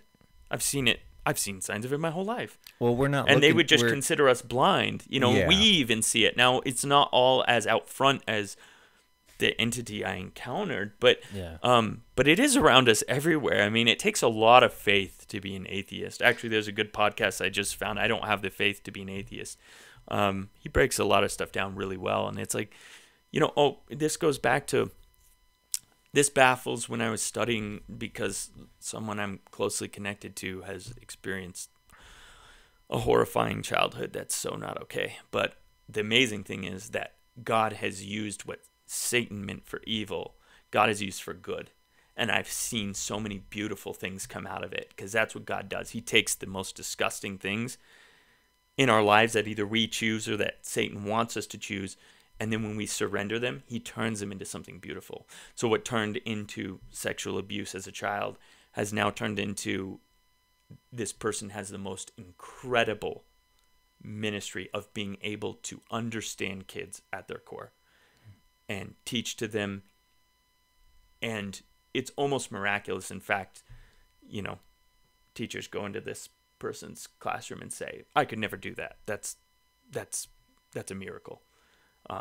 Takes the toughest kids and turns them right around. I mean, it's God's gift, but it was born out of horror, evil. But that's what God does. But only when you surrender it, only when you come to God, come to Jesus with it. I mean, that's what Jesus does. What God wants to do to every one of our lives. We all have had this path and hurt of sin that we've chosen, and that's in our sin nature. But God is the healing to that. And so, this person is just such a testament to that. But, in researching some of that and trying to understand what happens when someone is sexually abused as a child, it's a dark path to go down that. But you have to go down it to an extent when someone really close to you has had that happen to them. And secular psychologists are baffled that an adult can wipe a diaper of a child and can touch those areas repeatedly with no mental scarring. And yet, the one time someone touches that area when they're a baby will affect them the rest of their life. No mental scarring for the adult or for the baby when they're the baby. So when a baby is having its diaper changed, and they're A being psychologist will tell you that you can wipe a diaper and it won't affect a child, and they're miffed by this. But if a baby is sexually abused, there's a very real thing that happens to that baby, and that they will grow up having severe scars from that. No therapist or psychologist that studies that will argue that. This brings us back to intent. It brings us back to intent, but it brings us also to what we talked about, the spiritual behind the physical. Physically, the same thing took place. And that's why I don't understand why people can be an atheist. Physically, the same thing took place for someone who cleans a kid's diaper and someone who physically molests a child and touches a child in a wrong way. Physically, the same thing can take place. But spiritually, there's something sown there that's very real and lifelong and damaging.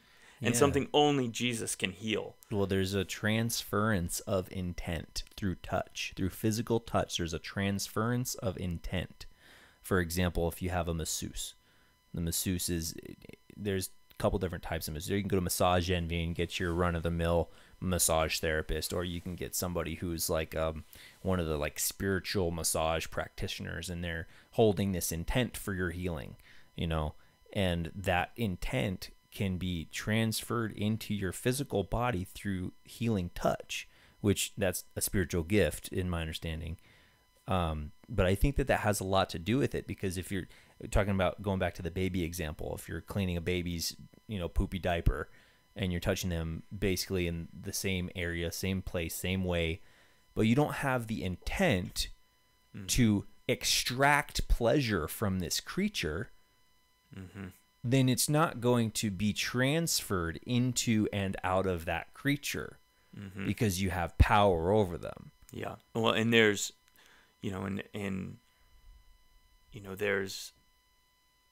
there's spiritual things that take place when that happens. And we have to ask ourselves, like, what is the adult's temptation to do something like that? Yeah. And it's far more common now with babies. It's not as common, but young kids, it's far more common than we want to know, and that I want to know. I mean, because it's horrifying, and because of repressed memories and God's designed ability for kids to be able to separate that from their life until they're old enough to be able to process it and work through it is incredible. It protects them. Otherwise, they die. Why do you think it's so common?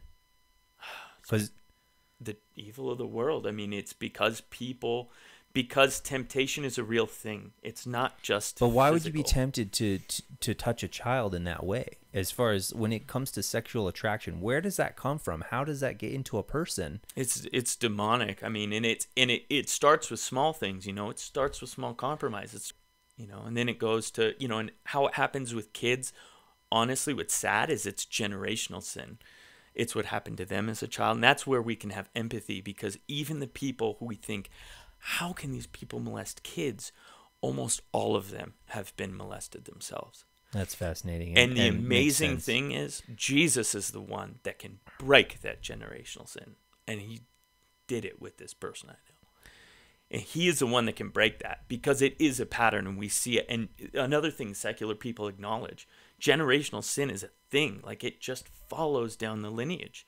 But Jesus offered the answer. He defeated sin and death. Like a relationship with God is the way you can break those things. And without it, we are subjected to them.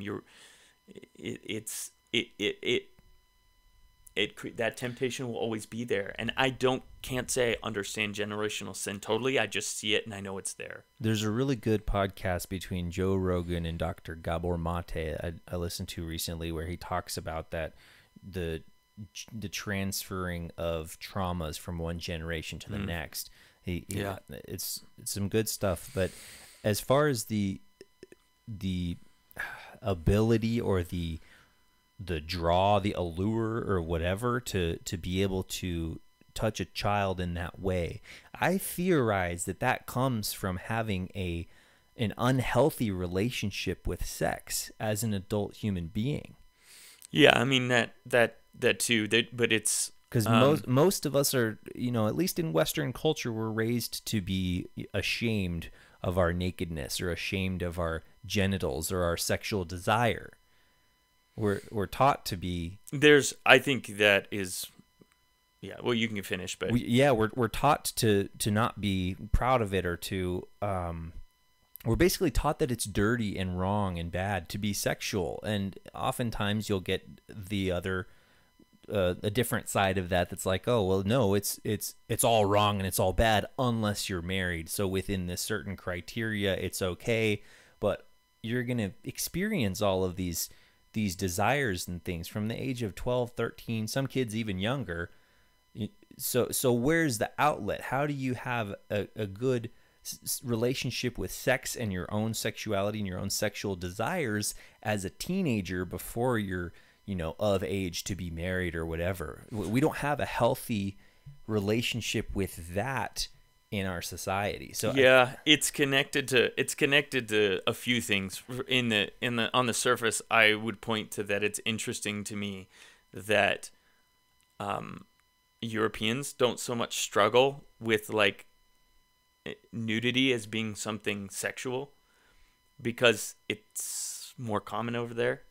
It's not a forbidden thing. It's connected to how Europeans also don't like have as big of alcohol problems because it's not forbidden. They all drink from a younger age as part of their family upbringing. It's not a forbidden thing. When you make something forbidden, it actually just drives it.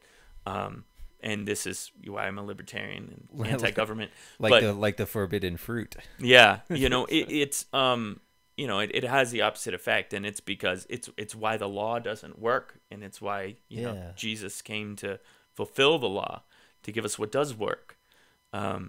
But yeah, it is interesting the pattern that you see in that way. How it creates pressure around that thing that's not allowed. Or whatever. And there's, I wouldn't even pretend to say that I even slightly understand the amount of sexual perversion in the world, and especially in America. It is definitely. Well, how do you quantify that? How do you know? Is it like, are there statistics? Is it like a 1 in 20 people or 1 in whatever? How do you know the amount that this is going on? Because it sounds like you're saying it's extreme. I'm saying because we see it everywhere. Like hints of sexual distortion and perversion are just everywhere. And most people, it's so normal to us. Most people just don't see it. They can't see with clear eyes. There's their scales over their eyes. So you're talking about sexual distortion and perversion in general. You're not talking just about like what's the word for it? Yeah, I'm talking about like all forms. Okay, not just pedophilia. Not just like pedophilia. Okay, that's what I was. That's unfortunately like the most tragic. Yes. And disgusting and damaging, and that's the extreme. But you can go all the way back to really simple, easy ones. I mean, when Jesus said like, he pointed out the law is to not commit adultery, but he said, I tell you the truth, if you look at a woman with lust in your eyes, you have committed adultery in your heart. Now, he does make the distinction in your heart because it is different, because the Bible rarely distincts sins, but it does say when you commit sexual sin, you commit that sin with your body. So what do we know? We just know it makes a distinction of it. And I also know that unfortunately sexual sin has the most strong roots in Babylon and Satanism, all the way back to the worship of Satan in Babylon. I mean, in all the cultures and going all the way through. I mean, you see it strongly in Egyptian and strongly in Greek. And what you'll notice is, if you start to see around the world, you just notice the thread of the people who worshipped Satan the strongest. And, there's a very real pyramid shape there. And unfortunately... Like an actual pyramid shape, or do you just mean like they like the pyramid, obviously, as a symbol, and that's why we see the pyramids in Egypt and whatever. Those were all things in order to seek after power, because these entities would promise of power for these things. I see. And there was power in that, because, again, when Satan offered Jesus, when he tempted Jesus, he took him up and offered him the world and said, I'll give you the world. And Jesus' rebuttal wasn't that you don't have the right to give me the world. Yeah. Makes the most sense. Yeah, instead he refuted him with scripture. The fact of the matter is, for the time, Satan has been allowed to do these things on earth. And he can't do whatever he wants. But, and my belief is so that we can learn how weak we are and broken we are, so we can learn how pure and holy and good and awesome and loving and merciful and full of, I've been using it a lot, Hesed, Jesus is. What is Hesed? Hesed is a term that, again, we in the English language don't have anything for, but the Hebrews used it to define God's action of love. But it's such a powerful word that you literally have to study the word. There's a musician, you would probably love this because he's a musician and he plays a lot of instruments. He's a really cool guy. Michael Card, have you ever heard of him? No. Michael Card, very simple guy, not big up in front of the band and lights, and very simple, thoughtful musician. Well, he wrote a book about Hesed, and it's really good. Cool. It's really powerful. And it's about this word that is the word that encapsulates all that God's goodness and love and mercy is. In English, in our Bibles, you'll oftentimes see they struggle to define it. So you'll see it, his loving kindness and undying faithfulness, and all these things attempts at translating. But in reality, you would need, it's a lifetime of understanding it because it's God's perfect love. So I've been using it lately because I think it's awesome. But it's only a Hebrew word, and even in the New Testament you didn't have it because it was Greek. Hebrew, the New Testament was written in Greek, and Greek didn't have a word for it. But they also you'll see it in the New Testament, and essentially they're defining Hesed because it was still something thought of. They just maybe sometimes use the word, but the translation is of Greek, and so they'll do the same thing. God's loving kindness, his enduring faithfulness, and a never-ending mercy, and all these are unconditional love. Is that where that comes from? Oh yeah, I mean unconditional love is I mean I think you referenced it. Was it in the last podcast you did that you guys were talking about I think you said something. Oh, or maybe the it was 7 him. Greek words for love. Yeah, the lack of words for love. It's like diabolical. Yeah, it is. It's horrible. That's it's like I love pizza and I love my wife. Like that doesn't make any sense. You're as good as pizza, baby. Yeah, it's like yeah, but in other languages, it's a lot better than English. How is it? We have like the most thorough definition to where if somebody's well versed in English, they can use words that you'd be like, I don't even know what that word means, and they can use a ton of them. And yet we have one word for love. It's diabolical. I mean, it doesn't make sense. It does not make sense.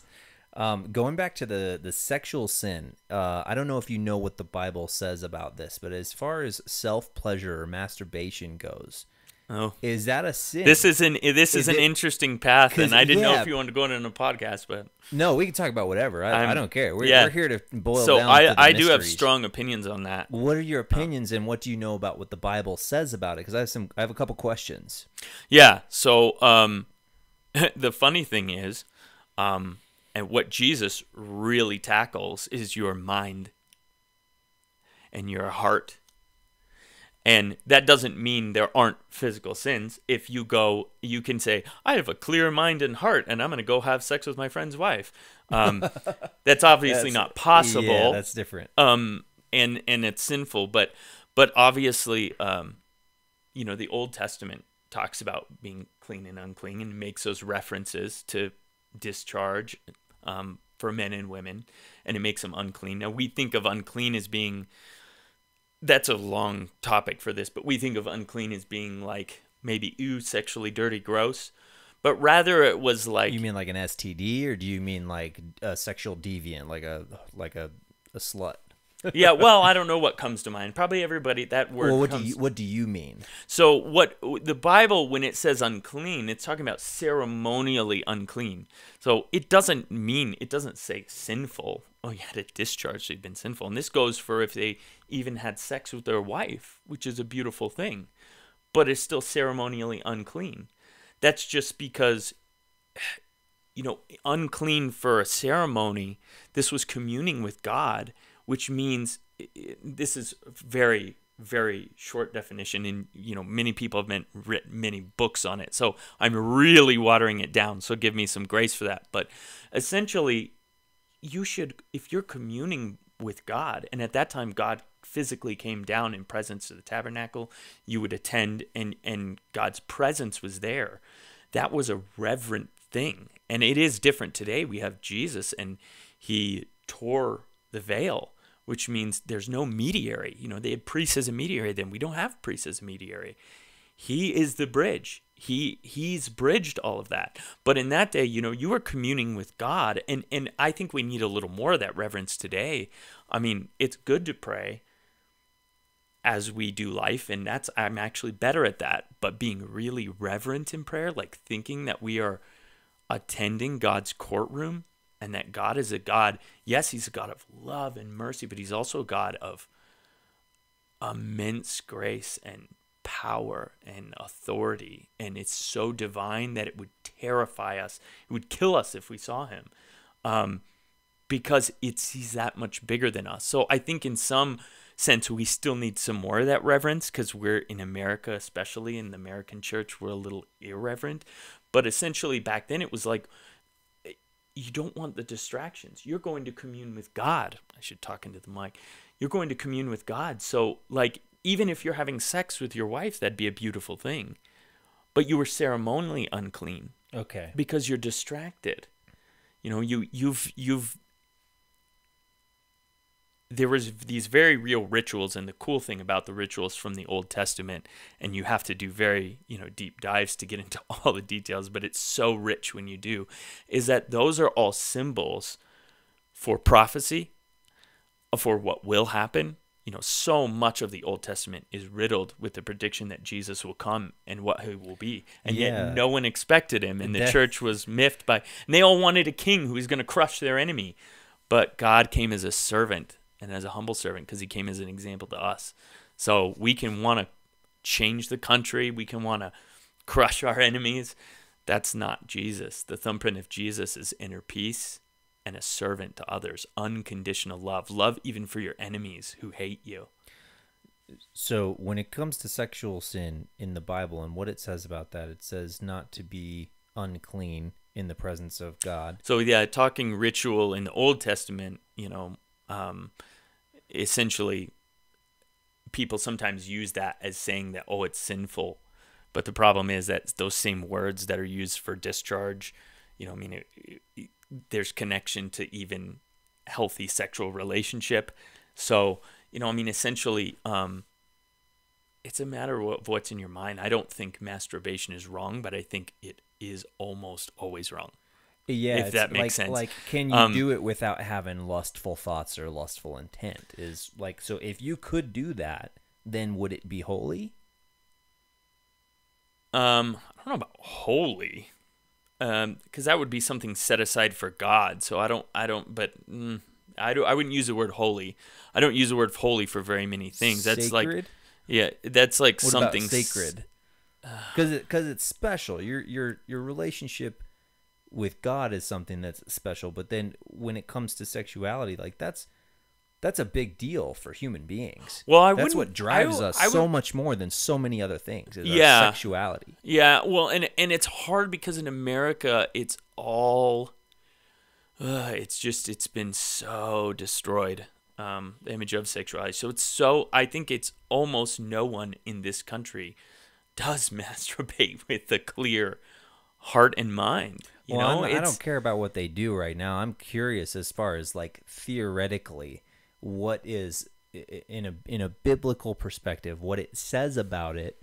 I'll tell you, because a lot more is said about the marriage bed, and that being very symbolic and ritualistic and symbolic of. In fact, somebody I thought was really interesting. They said, and he's like, "This is very graphic, but it's beautiful.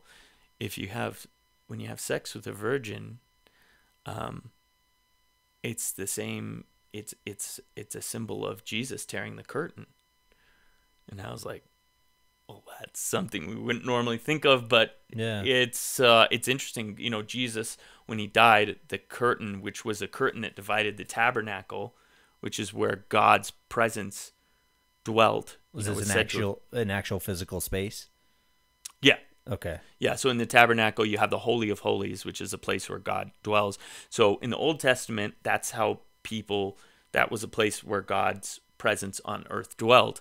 But when Jesus came and Jesus died, that giant veil, which now we call it a veil too, over a woman's face, a veil, but that veil was torn in two. Well, the veil from the tabernacle, I think I remember learning it was actually like cloth material that was so thick and heavy you couldn't like even lift a small portion of it, and that divided the Holy of Holies, where God's presence was, which only one priest went in once a year. It was not a place where you could just go. It was a division of God from the people and a symbol of it. And when Jesus died, that veil was torn from top to bottom, completely apart. Oh, whoa. And so what that is that's Jesus realigning our relationship with God, because he paid for our sin. Our sin's been paid for, so God is perfect and holy. We're sinful and immoral. And so God sent his son Jesus to come down and pay for our sins. And he took that in his death. He said, it is finished. That means it's all done. The sin's been paid for. Yeah. And as a result, you can now have intimate communion with God himself, because your sins are paid for. When you accept Jesus as your path, Jesus is the way. He said, I'm the way, the truth, and the life. No one comes to the Father except through me. Yeah, that bridge. He's the bridge. And so he did it as a symbol. Anymore. The veil was torn as soon as he died. And so that's that divider. There's no longer a divider between us and God. We can have a right relationship with him.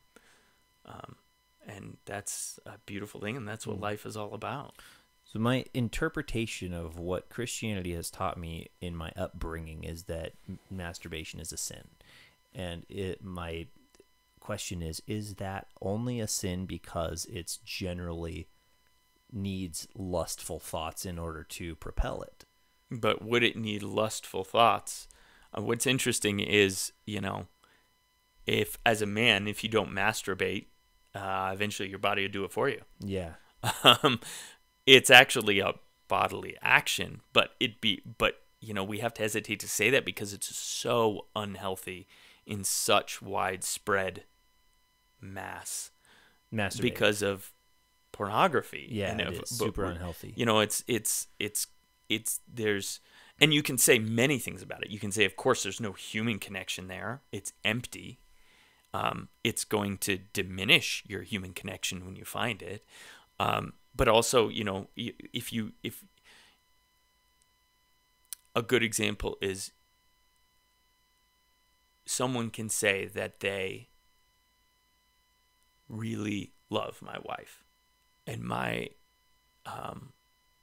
would say that's a beautiful thing. But like we talked about, different words for love. A truest love is a servant's love, the heart of a servant, Jesus' love, which is unconditional. So you may want to partake of my wife sexually, but do you want to sit with my wife and cry in her most broken spirit? Do you want to go through financial problems together? Do you want to go through sickness together? See, that's the bastardization of what we've made of love. Satan's telling you, you can just have this that you want, but the wholeness of love is unconditional. It's not just sex. If you just make it sex, it's so empty. And we all know that. We're told a lie, and people go down that path and then discover this is empty. Mm-hmm.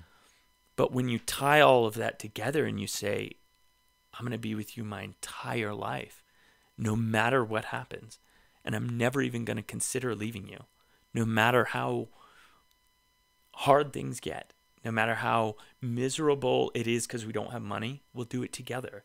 No matter how hard it is right now that we have to haul our own poop because we don't have a septic system for months, but we'll do it together.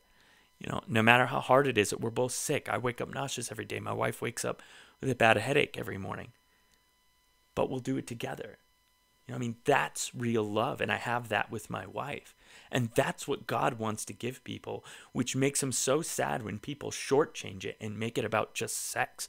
It's just a small part of what is a gorgeous, beautiful, all-encompassing relationship that reflects our relationship to God in so many ways. Family gives and my wife and I don't have kids, but we hope to. First, we have to get out of our disasters in our life today. But the family reflects. There's so much you're going to learn about God by having kids in your life. So much you're going to learn about God's goodness. You're also going to learn about your failures because God's the perfect father, and all our fathers down here kind of stink. And if people want to be better fathers, my encouragement is to say, start asking about how God fathers. Yeah. And stop thinking about how the world fathers, because, the world stinks at it. Yeah. And God's the perfect father. Yeah. Yeah. Yeah, there's a guy that I listen to named Mark Driscoll. He's a pastor at a church in Scottsdale. Oh, I know that name. Mark Driscoll. Yeah, Do I know that name because it's a common name, or do I know? I might. Oh, he's a pastor in Scottsdale. Yeah, What's the church? Trinity Church. I guess it's a big church. I haven't been there, but I've been listening to a lot of I think I have heard of it. I'm not familiar, but I think I've heard of it because I know the name. Yeah, he goes into that concept of, well, how do you be a good dad? Well, look at how God as Father is a father, and he's gracious, he's patient, he's loving, he's kind, and all of those attributes that the Bible describes him as. Use that as your template to be a dad. He allows consequences, but he also shelters from consequences. He's a perfect judge of that, and we oftentimes won't be the perfect judge of that. But he doesn't. What's funny is we're so bad in America at parenting as a common. Not everybody is, but what we think like what we want from God is, God, why don't you give us everything we want? If we give a child everything they ever want, what are they going to be? We all know they're going to be little terrors. Well, you're going to be somebody who's trying to change your gender and invent these mental struggles. Yeah, touche. And we all know that that's what a kid who's spoiled, who's given everything their heart desires, is going to end up being. Yeah. And yet we still want God to give that to us. It's like, no, we're not above that. Like, God is a perfect father. So he allows us consequences, but he also shelters us from consequences at times. And like all of our lives, and again, we went back into this a little bit, like our lives are, when we are in a relationship with God, like the more I have found, the more fully I see God, the more I see how he orchestrates divinely into my life for these details that are just can't be done by human effort. Yeah. Yeah. And I'm sure you felt the same thing. Like he loves us too much to let us go. And we can stay. He gives us the freedom because without freedom, there is no love. And that's the thing. You can't force love. And so that's why people wonder why there's evil in the world. There has to be, because if there's no freedom, there's no love. You can't be, if God forced us all to love him, what is that? Well, that's a sociopath. That makes me think of the thing I asked earlier about if there was only good in the world, how would you know that it's good? Because you don't have any understanding of its opposite. You have to, like you said, have the evil in order to know the good or to see the good.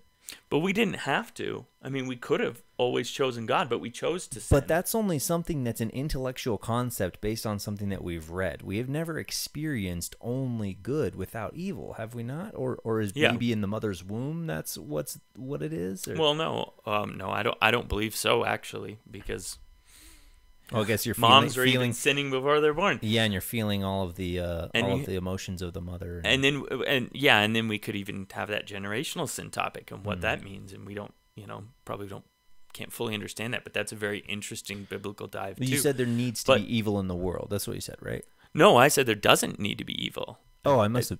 I think Oh. before, I think it was you that said it needs to be evil. I said there doesn't need to be evil. Oh yeah, a while ago, just but a it minute turns ago. it into something beautiful Must have when there misheard you. is evil, because then we get to see the contrast. But Exactly. it never had to be. I mean, the truth is like, if there was no sin that ever entered, everything would be perfect, as it will be one day again. But, God doesn't let our freedom we used to screw up, and to not be loving, and to not be servants, and to not be unconditionally loving. And we've chosen ourselves. We've chosen our own desires. We choose our own, we want to be our own gods. We want to be in charge of everything, and we want to go our own way, and we want to not listen to God.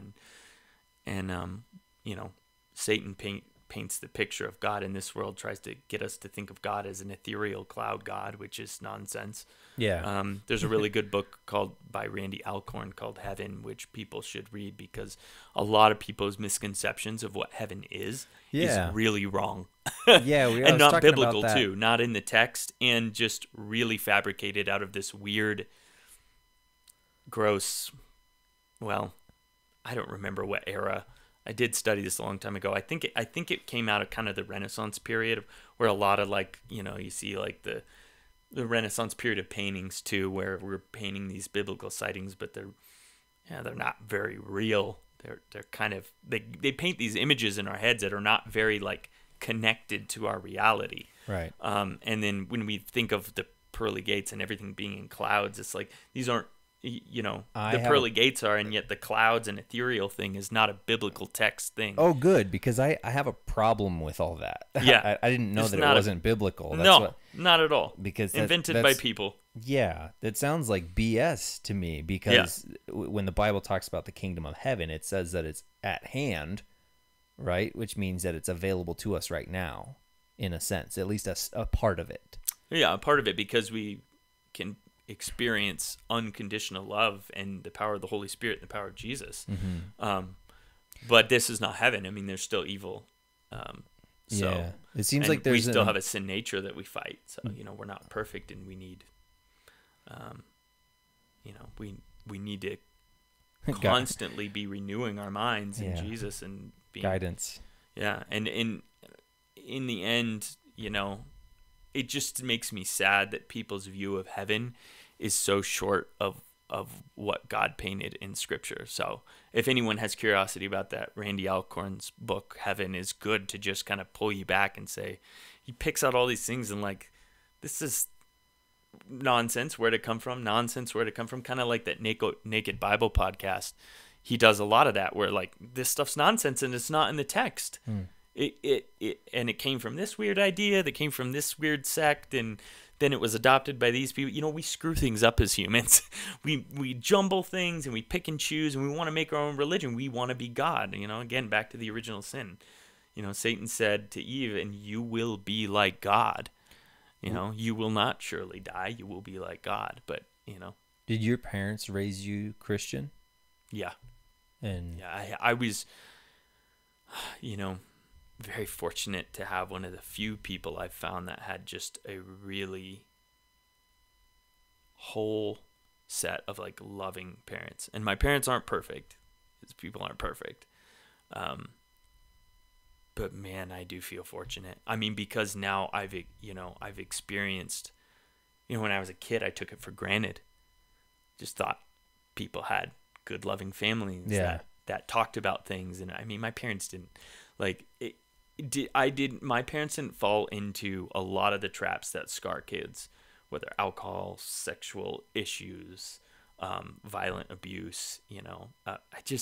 I mean, honestly, punishment from my parents was sitting down and having a good talk, which as a kid, I'm like, oh, lecture, like, come on, this, you're a teenager, this is the worst. And now I'm like, man, like, that made me I'm a thinker. Like, I just am thinking always. And I just can't even be thankful enough but actually, here's also the weight of that is, Jesus gave the parable of the talents, and he said, to much is given, much is expected. So here I'm someone that didn't have this upbringing that was really rough. I have a lot of responsibility, because I had a good, healthy family that I grew up with, and a lot of people don't have that, and my heart hurts for them. And I'm very closely connected to a lot of people that had really, and my friend I talked about, it's like really had, and we knew it. I knew it as a kid that version of God that had been built in that little cult that was said to be biblical, and of course it's just riddled without, it's a religion based on men's ideas, men's priorities, men's, not based on God and his holiness and his word. So, I didn't have that. And I had a really good youth pastor when I was young who really influenced me. His name was Steve Clark. So between my parents and him, it gave me a really good foundation. But even with all that, it only aligned me to the point where, I was a Christian, I was a believer, and I believe I was saved. God would never let me go. But then you have to get to that point in your life where things could really get tough and where the rubber meets the road. And when I was in Colorado, I moved to Colorado, and it was another time in my life I lost everything. I had all this money. I worked from the time I was 12. I've been paying Social Security since I was 12 years old. I'm part of why I'm a libertarian and anti-government. I've been paying taxes since I was 12 years old. But I was actually thankful for that. I had a really good job, not for the taxes, but for the job I had. I had a great job when I was 12 years old, and I was homeschooled, so I could have a job when I was 12. And I had good balance of good schooling that was essentially like unschooling. I did have a lot that wasn't unschooling and textbooks and annoying things. But, in the way that I had the freedom, my mom gave me a lot of freedom to read the books I wanted to, within reason. If I said I want to read He-Man, like my mom would be like, well, you can read He-Man, but that's on your own time, not school time. But, it's like all this good upbringing and foundation I had, I'm just so thankful for. So did you have a lapse in your relationship with God at some point in your life? So how long did that last? When I was 19, I moved to Colorado with my friend, and it was awesome. I just, was like, I'm going to go to Colorado. I'm going to do a ski bum thing, skied 50 plus days in the year. And I worked at a YMCA, Snow Mountain Ranch, the mountains in Winter Park, Colorado. And on the outside, it was good. And it was good. I have fond memories of, all the skiing, friends I had there. But spiritually, I left my church and I left my home. And it was that first test. And it wasn't that I turned away from God. I just didn't include I wasn't him. Prayerful. Yeah, I didn't include him. I wasn't prayerful. I was doing my own thing. I was being my own God. Yeah. And as a result, I just made a mess of my life, And I can relate to that. Yeah. Yeah, you choose not to include God and start doing your own thing, and He loves you. Eventually, the suffering will start. And God doesn't protect you from that like He usually protects us in all things, because He loves you too much to have you go try and be your own God, because it'll just make you miserable. And that's the truth of that. So when and some people who don't profess to God, they go on living the life they want, and they have a life of luxury. Now, it's not going to end in joy, but if you profess to God, like, He doesn't let you go. And so you can be saved by Him, but be digging your heels in and fighting God and have a miserable life on this world. If you do that, it's just folly to fight God, once you profess to Him. And so anyway, I lost everything in Colorado. It ended with, my car broke down. I lost all this money because I was spending too much on skiing gear and food, because they provided room and board. I made $3 an hour, and to make $3 an hour meant that they provided me room and board. Well, board was meals, but the meals was airline food. Literally, they had property of American Airlines in the fridge when I would, go back there and work. I'd go into the kitchen. I was like, this answers why this food's so bad. That's right. So they had other restaurants there that weren't free, but you had to pay for them. So I spent a lot of my money on food because I couldn't eat the airline food. There were a few things you could eat, and so much of it was unedible. Maybe that's where the parasites came from. It could be. I wouldn't be a bit surprised. That's a great touche. No, oh my goodness. I'm sure some of them airline food, property of American Airlines. I first found that, I was flabbergasted. So yeah, then I spent money on that. My car broke down. I kind of spent lavishly without being budgeted like I used to, and I was making no money. I would make $3 an hour, and I was used to working at a restaurant, and I made bank. I worked at Enchantment before I left up there. I made huge money. I mean, and this is back in the year 2000, and I would sometimes make $350, $400 in a night cash, as a young kid. That's quite a bit. And I've been working a lot of years, and it was common for me to make 100, 150 in a night. And I go from that to making $3 an hour, so I didn't really adjust my my way of living. And so then things started falling apart, and I started to get thin in money. And then a series of things happened. My car broke down. I can work on my own cars, but I couldn't work on my own car. My timing belt broke because I didn't have a shop. It was in the middle of winter. I can't lay out in the snow with no tools. I mean, so I had to have it towed and had to have my car fixed. It was timing belt. Then I had my car broken into. I went down to Denver. These people heard my sound system middle of the night, went in for a movie. They broke all my windows, took my big sound system out, and stole all my stuff out of the vehicle, all my skiing equipment, everything. I installed my deck into my dash so that it couldn't be stolen. I had it bolted in from the sides. So they just took the crowbar and just mashed it right through the front, which really, that one really got me, and I had to deal with bitterness in my heart. And today I understand more, like, those people are just, they're really hurt.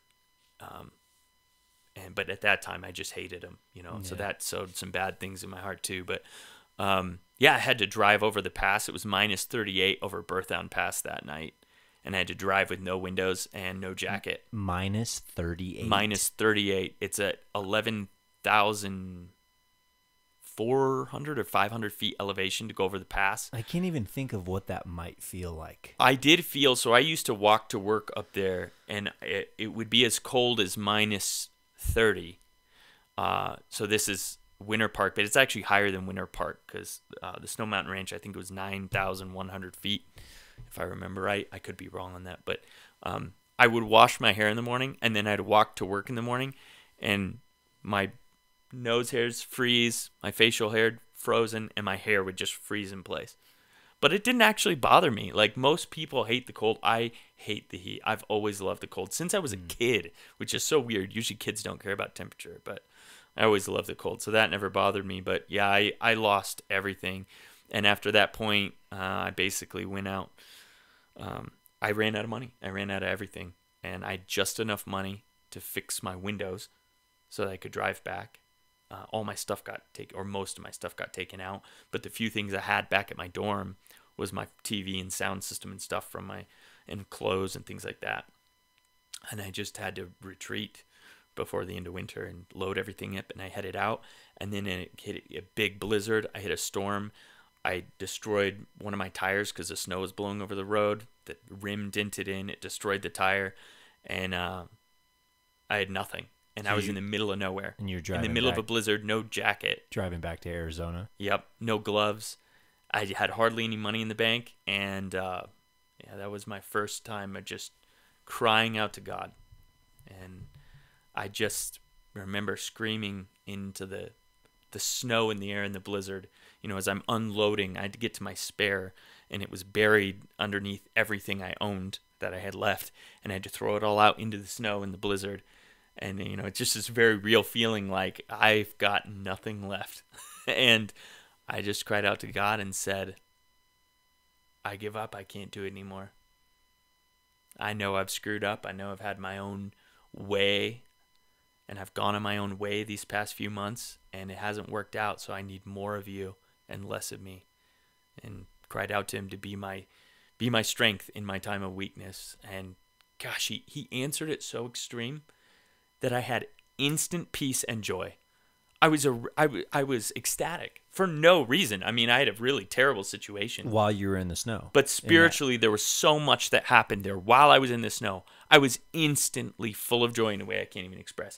I was like talking like a lunatic in an accent the whole way home, to the point that I got pulled over later, and this cop didn't give me a ticket. He just thought I was so weird because I'm like, I'm going to see if I can talk to him in a British accent the entire time and see if he'll buy it. Yeah, I know that. And he bought it for a long time. Did you tell him that you weren't British? I did. I think I did at the end. That's been so long ago. I think I did at the end. Gotcha. But the testament is that I had almost no money in the bank. God gave me just enough time to get to the next town. And before they closed, they said, we don't have what you need to fix this wheel. And I was on a donut, like, one of those like bicycle type donuts. And I was in northern Colorado trying to get home to Arizona. I needed a real tire, and I dented the rim in, and I thought, I don't know if this rim's fixable. And they said, well, we can't help you, but go to this next town, go to these guys. I made it there within 3 minutes of them closing. And not only did they agree to take my work, they said like, oh man, that's rough. You've clearly had a rough go of it. They were like, tell you what, we'll just go ahead and do this for you. And so that just, God provided that. And I had just enough money to get gas all the way home. Just enough. Provision. And it was just a perfect testimony to, when you give it to God, what he's able. And now I'm in a similar story, and we can't even get into the rest of my testimony in my story now because it's longer. Yeah, but it's also more awesome. Well, we'll get into that next time, I think. Yeah, I can relate to that providence, that provision right now, actually, because I've been recently gifted some pretty incredible gifts when I don't have the ability to pay for those things myself. And it's just like the more that I surrender to what God's asking me to do, the more things are being provided in funny ways that are not really like a free dinner is a good example. It's like I think it was last Wednesday. I went to a Bible study, and I hadn't eaten, and I didn't really have any money left for the week, and they had brought dinner. They had provided dinner there, funny enough, and it was good timing. And that's one example of many things that have happened over the last, 2 months or so since I really started to immerse myself back into walking with Christ. And it'll stretch your faith, because it's like we're constantly wanting to be pulled back into the world, and like we have these worries. Yeah. And it's like, but God is bigger than those worries. Yeah. And it'll always stretch your faith. Yeah. And even as I've been a Christian all these years and had this walk with Jesus all these years, it still sometimes stretches me. He levels you up at times that you're like, but I can't, God. And then ultimately you find you can't in yourself, but in his strength you can. Yeah. And it's awesome to be a part of. Well, let's finish on that. That sounds like a good place to finish. Awesome. This was fantastic. Thank you so much. Thank you.